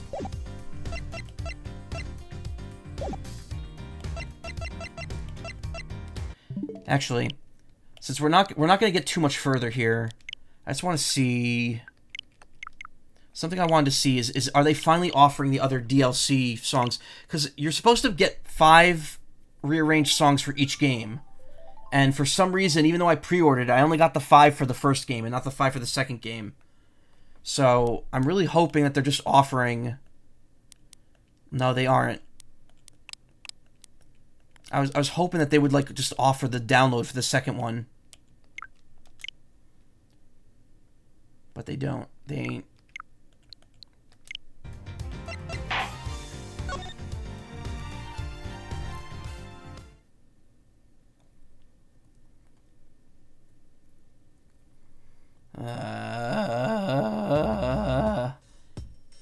Hey now. Look, sis, I thought I already told you, I'm not messing around here. This case isn't directly tied to the smuggling ring, but Sheena certainly is tied to the smuggling ring. He's right in saying that she is a member of the smuggling ring. However, the connection between this case and the ring could it not be deeper than what any of us could imagine. Let's get this ridiculous circus over with already. Franziska, you need to calm down, because you only know the facts of the Alabastion side of the case. I don't believe you can see the case as a whole and therefore solve it. What? But don't worry, I'm taking this seriously as well, and I will prove your innocence. That's the only way to be, Mr. Prosecutor. But can you come up with anything else that could top my hypothesis? Of course, your explanation has to solve the mystery of the moving weapons as well. Of course, and I will. And with that whip, I could also charge you for assaulting an officer on Karma. Yeah, the concept of assault has come up quite a bit in this game, on these streams, and how Franziska's just not held, responsible for any of it. Let's now delve into the truth behind the murder of Damask II. You do understand, don't you, Miles Edgeworth? This isn't just a confrontation against Agent Lang. If you can't figure out how the murder of Damask II is related to the smuggling ring, then it will mean the end of our investigation. As long as I have no good counter-argument to his hypothesis, and the best I could do is walk this thin tightrope and see what I can do. Come on, Mr. Prosecutor, let's get started. Yes, let's. I don't think it's any stretch of the imagination. I don't think I'm spoiling this by saying, clearly, Lang is doing this so we could drag out our investigation of this case. I don't think he really thinks that Franziska did the murder. She didn't do a death. Oh god, my voice is like really crackly.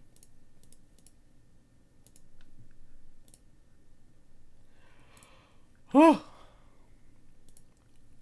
It's almost time to stop. Well, it's 3:30 actually, and I'm hit 3 hours of stream. I probably should stop, but you know what? We'll keep going for a little while longer. Last night when I finished my stream, I climbed right into bed and I fell asleep with the lights on and my clothes on until 5:40 in the morning. Then I woke up, turned everything off, and just went to bed proper. One of Alabast's knives was used in Babal to murder Mr. Cochin. And the murder weapon in the killing of Damask II is Babal's Primadou statue. Somehow these two objects were able to penetrate the two countries' impenetrable security. And the only one who traversed the two countries just before and after the crimes was you.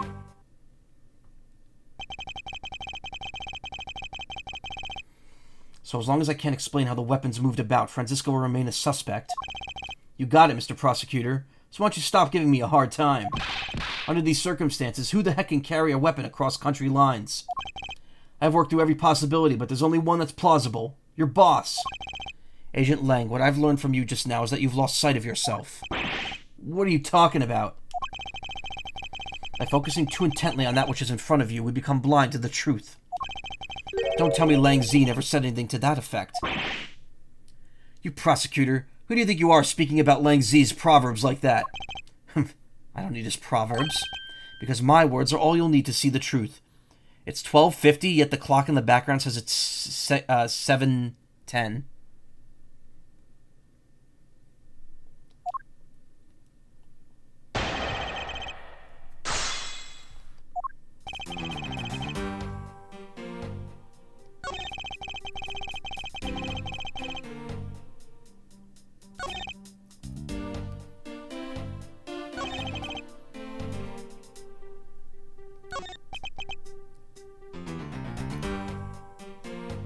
The only things to cross the border are the Primadou statue and the knife. Should hardly think those things are the only two items, Agent Lang.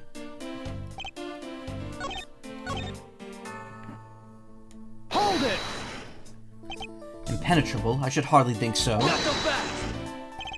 You see the top of the wall between these two countries, right? Who in the world could cross over that? Yeah, not even I could climb over that thing with all the barbed wire.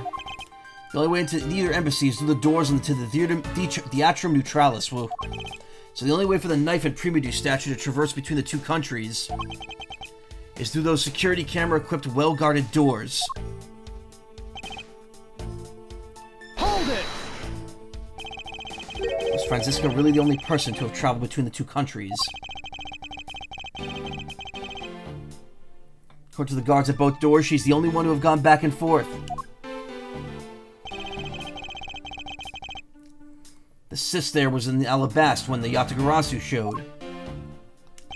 And then just before you guys found Mr. Cochin's body, she entered Babal. I think we'd assume that's why when she brought the knife into Babal. Objection! Then how do you explain the Primadou statue? Haven't quite figured that one out yet. However, the fact that these two weapons crossed the border proves that the killer must have also traveled across country lines. One thing's to cross the border, the Primadou statue and the knife. There's also a tree behind Edgeworth, yeah. Well, this is Alba's office, so it's not too surprising that there's a tree in his likeness. He looks like a tree. Hold it! I concur that this knife crossed over country lines. Good, but that's not the only thing that did. Mustn't forget the other weapon. The knife wasn't the knife was only one. Hold it! Tree also looks ominous as hell. It's not a morally good tree, yeah. What's a Tengu? A Tengu that looks like Ambassador Alba. With a huge... Like, look at the head relative to this part down here. What is this? What is this sticking out down here? Behind Edgeworth's back. Into his butt. Oh, it's into his back. Never mind. So you're saying the Primadou statue was also brought over by Francisca? Like I told you before, that's the only way it makes sense. Hold it! And how exactly did she bring it over? I haven't figured that out yet. That's a rather weak statement considering how sure you are. Maybe, but there's one thing I do know for sure.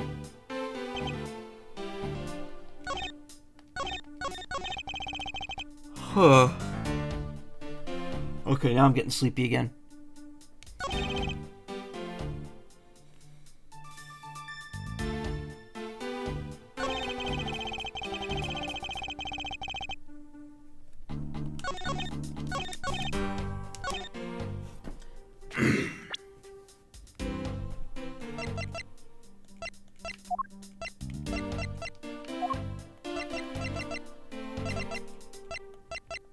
Hmm.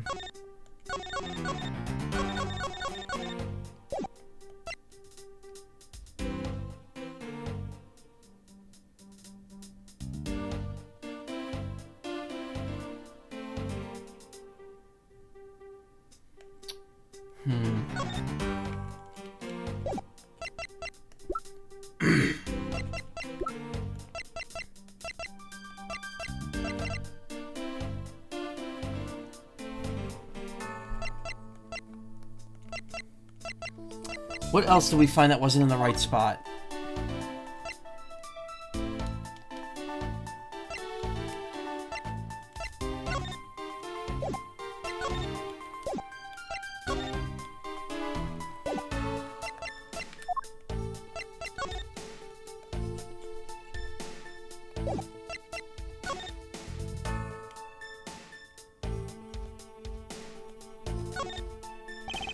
The design of these things are rather eccentric for hair sticks. Huh? Really? Well, if they're that strange, what should I do with them? Have to say, these are by far the most bizarre hair sticks I've ever seen. In any case, Kay, there's something I've been meaning to ask. How exactly do you stick that hair stick of yours into your hair like that? That's a secret. Curiouser and curiouser.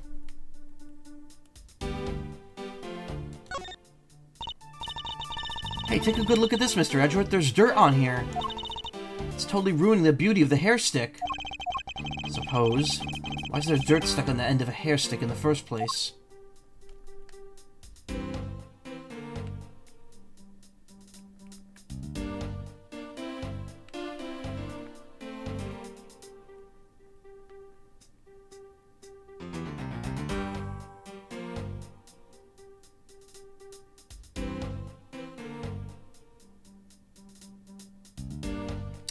I don't know, I'm just dozing off now. I'll poke myself in the eye with the hair stick. It's not what I need anyway.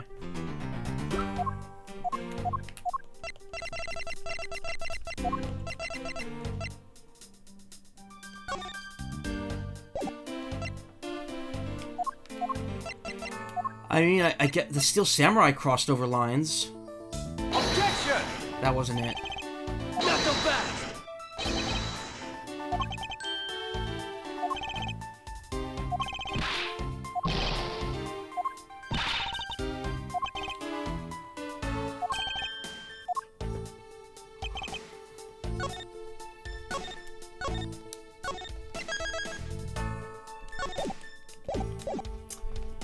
Only one at... Okay.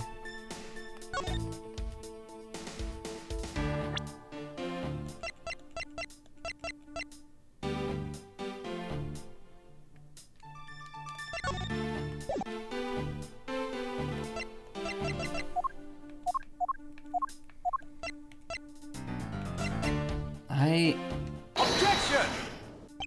Not so fast!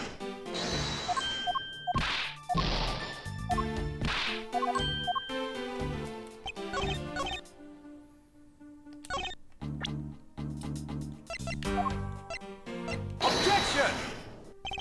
That wasn't right either. Not so fast!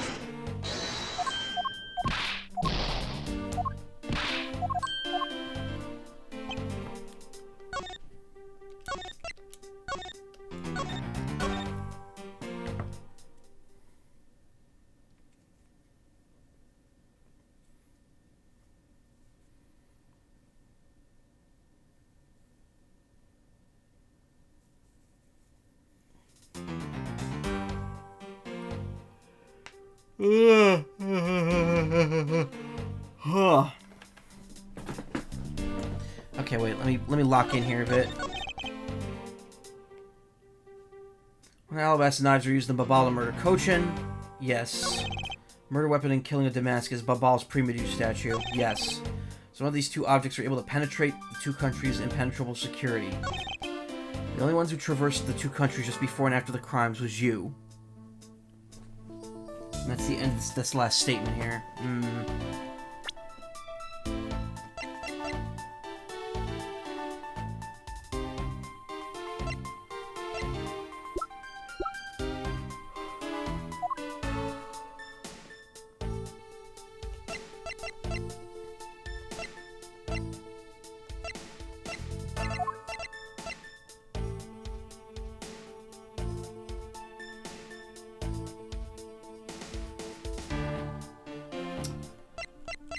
Save scumming? Yeah, kinda.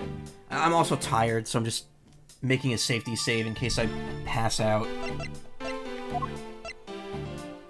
Though I am kind of stumped on here. I have no idea.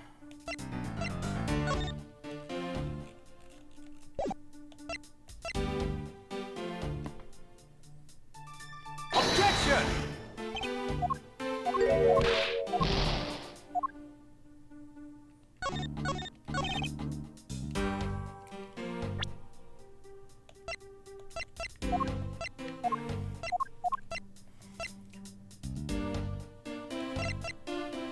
Let's,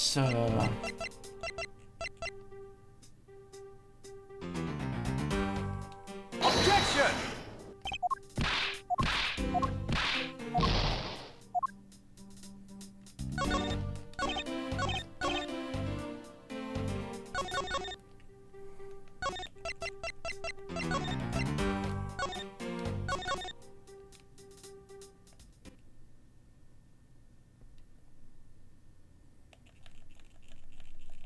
I think you need a point showing that there's more than one person. Wait, what? I don't know. What we're trying to prove right now is that something else was smuggled. With the murder weapons, yeah. Some of these two objects are able to penetrate the country's impenetrable security. Only one that traversed the countries before and after was you. Is Francisca really the only person to have traveled between the two countries? One of the guards at both doors, she's the only one to go back and forth. This was... yeah, we've read this already. Objection!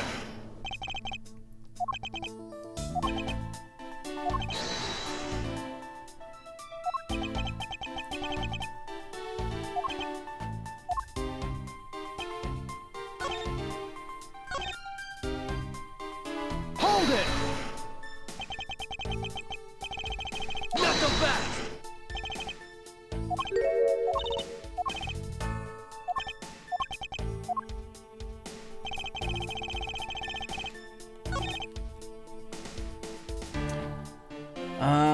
Somehow these two objects are able to penetrate the country's impenetrable security.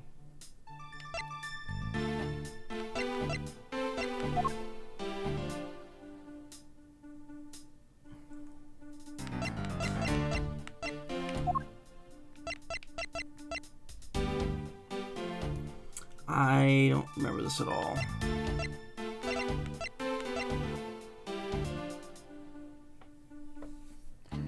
Oh.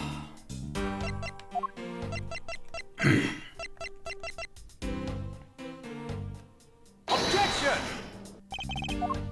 That's not either.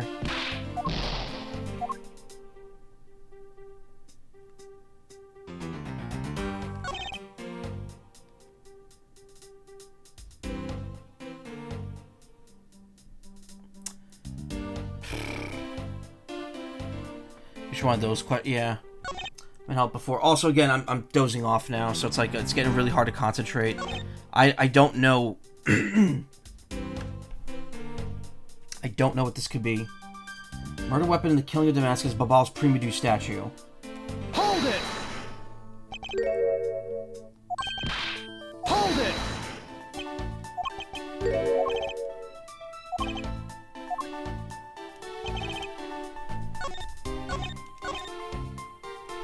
We know he was killed by the statue because the blood was on it. We know he. Damn it. The only one who traversed these two countries was you.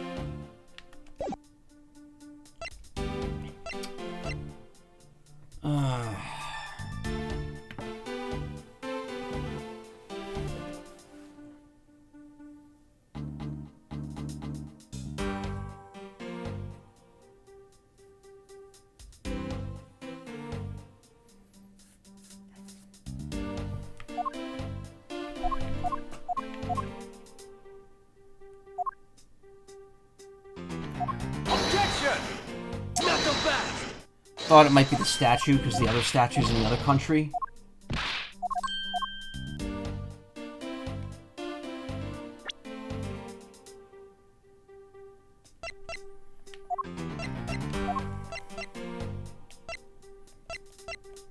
Objection!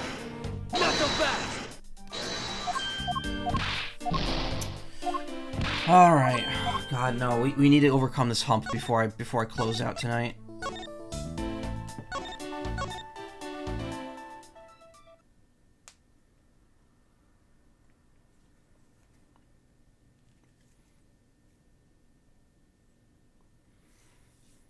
A lot of things have been smuggled, though. I don't know. The ink was from Babal, so that was already in where it was, and the kind of her bills were made in Babal, so...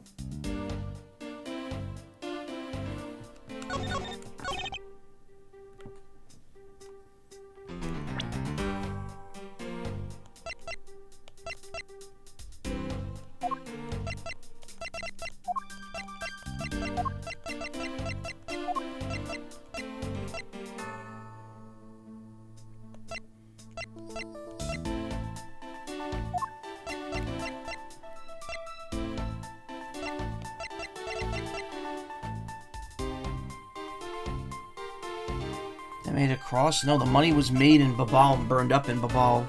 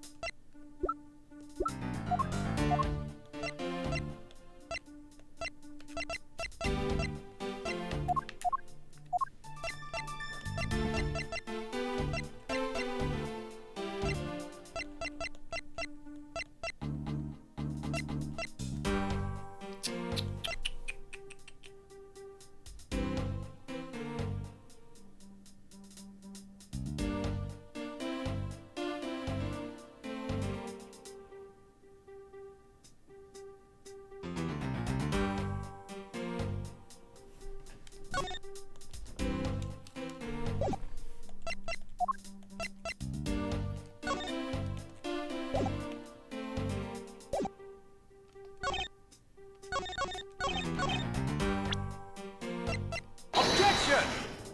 Not so fast! Oh, it didn't work.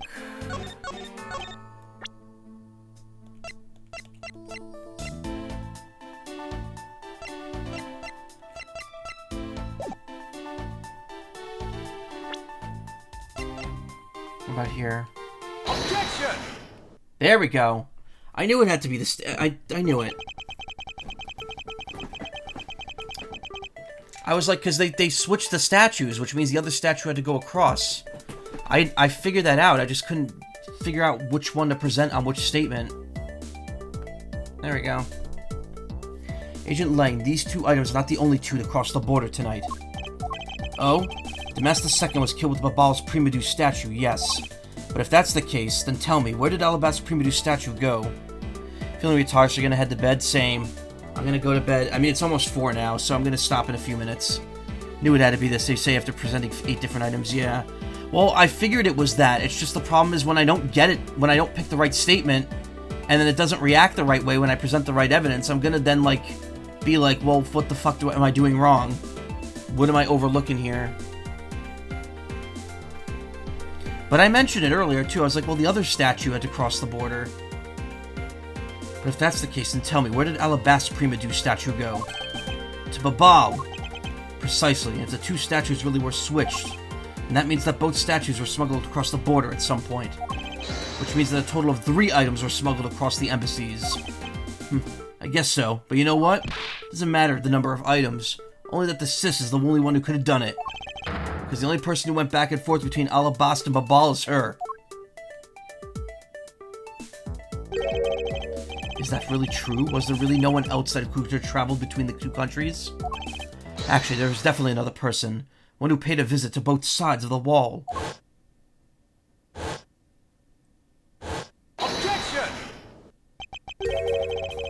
Is that really so, Agent Lang? What a lousy time to try and bluff your way out of this. Checked out what the guard said, along with the security camera's footage. You're not going to overturn my hypothesis that easily. Objection! But suppose there was some other way other than through the theater doors. What other way? The other entity that managed to cross the border unharmed. If I pointed out, it would open up a whole new possibility. And though I hesitate to bring this out, as long as the entity exists, the impossible road becomes an impossible... Fuck! As long as this entity exists, the impossible road becomes a possibility. So you got some clever idea in mind. I do, and I could show it to you through a single piece of evidence. Fine then. Let's see this piece of evidence that will show me this other route. This piece of evidence will show us still another way to move between the two countries.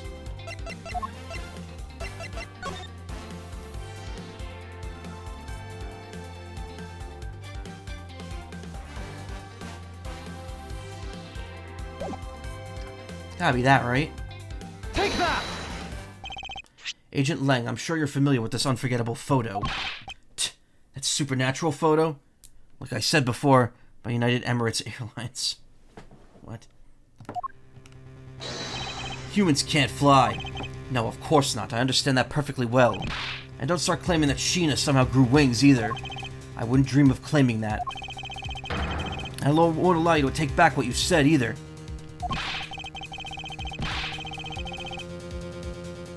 I'll say it again, it's not humanly possible to fly through the air without wings. So you better have a good explanation for this, Mr. Prosecutor. Ugh. But how can I prove who it was that flew through this air in this photo? Wait, not humanly possible. Eureka! Very well, you will have your explanation. Sounds like you have a good idea simmering inside that head of yours. Let's hear it. The face hidden within this photo's blurry trailed shadow is...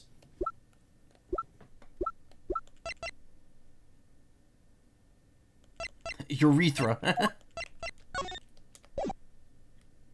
Take that! Naturally, this shadow is the third smuggled object, the Primidu statue replica. You can't be serious. The Yatagarasu, or rather Callisto Yu, dressed as Agent Sheena, was inside Babal. She dressed the replica statue up in clothes and launched it through the air. Not so fast! Huh, Mr. Prosecutor! You left out a very crucial bit in your explanation.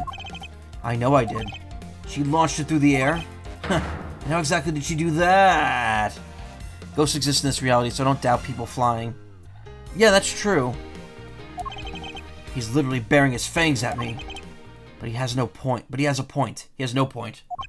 How exactly did it move through the air like that? As long as this remains unsolved, we won't be able to move any closer to the truth. Which reminds me, didn't he say this earlier?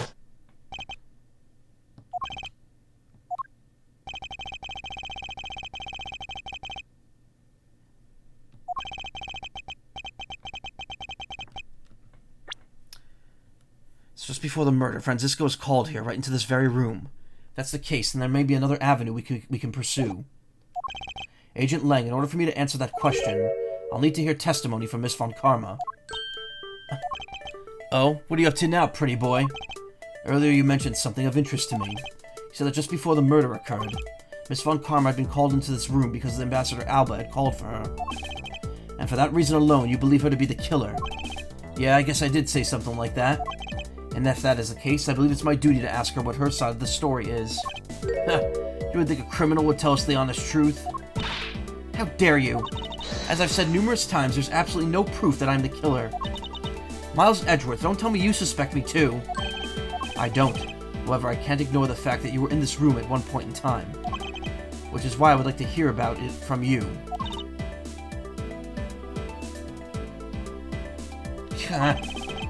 Francisca, I feel that I still don't have enough information.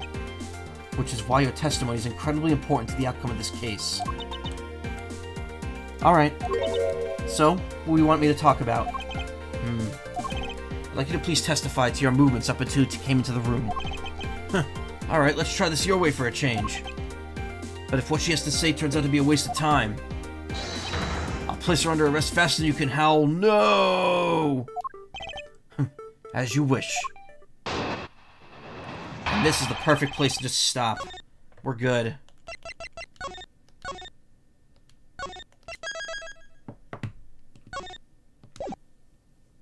Remember that one meme video where Phoenix calls a witness a ghost before the judge calls down the verdict? It was like doing the Y pose in the opposite end. Cool. Alright. Well, I'm exhausted, but what a fun night tonight ended up being. Let me transparency myself.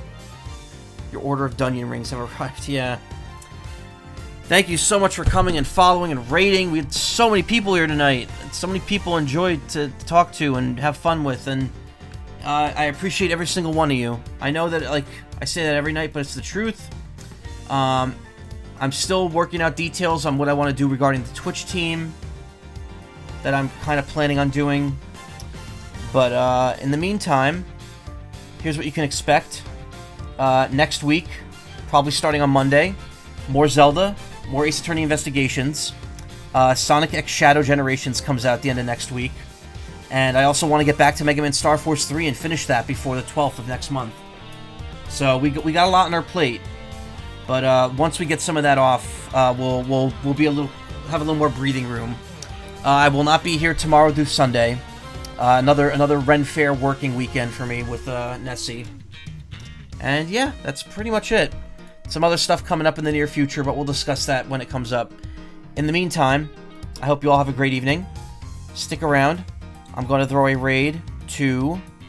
I raided Trevor last night, so he's streaming though, so if you want to watch Silent Hill 2, go right ahead. Hero Corgi, what are they streaming? They're also streaming Silent Hill 2. And they're active right now, so let's do it. Cool. Stick around. Say hi. Have a great weekend, everyone. Thank you so much for coming, following, whatever. I'll catch up all with you later. Thank you so much. Good night. Bye. Bye. Bye. Bye. Bye.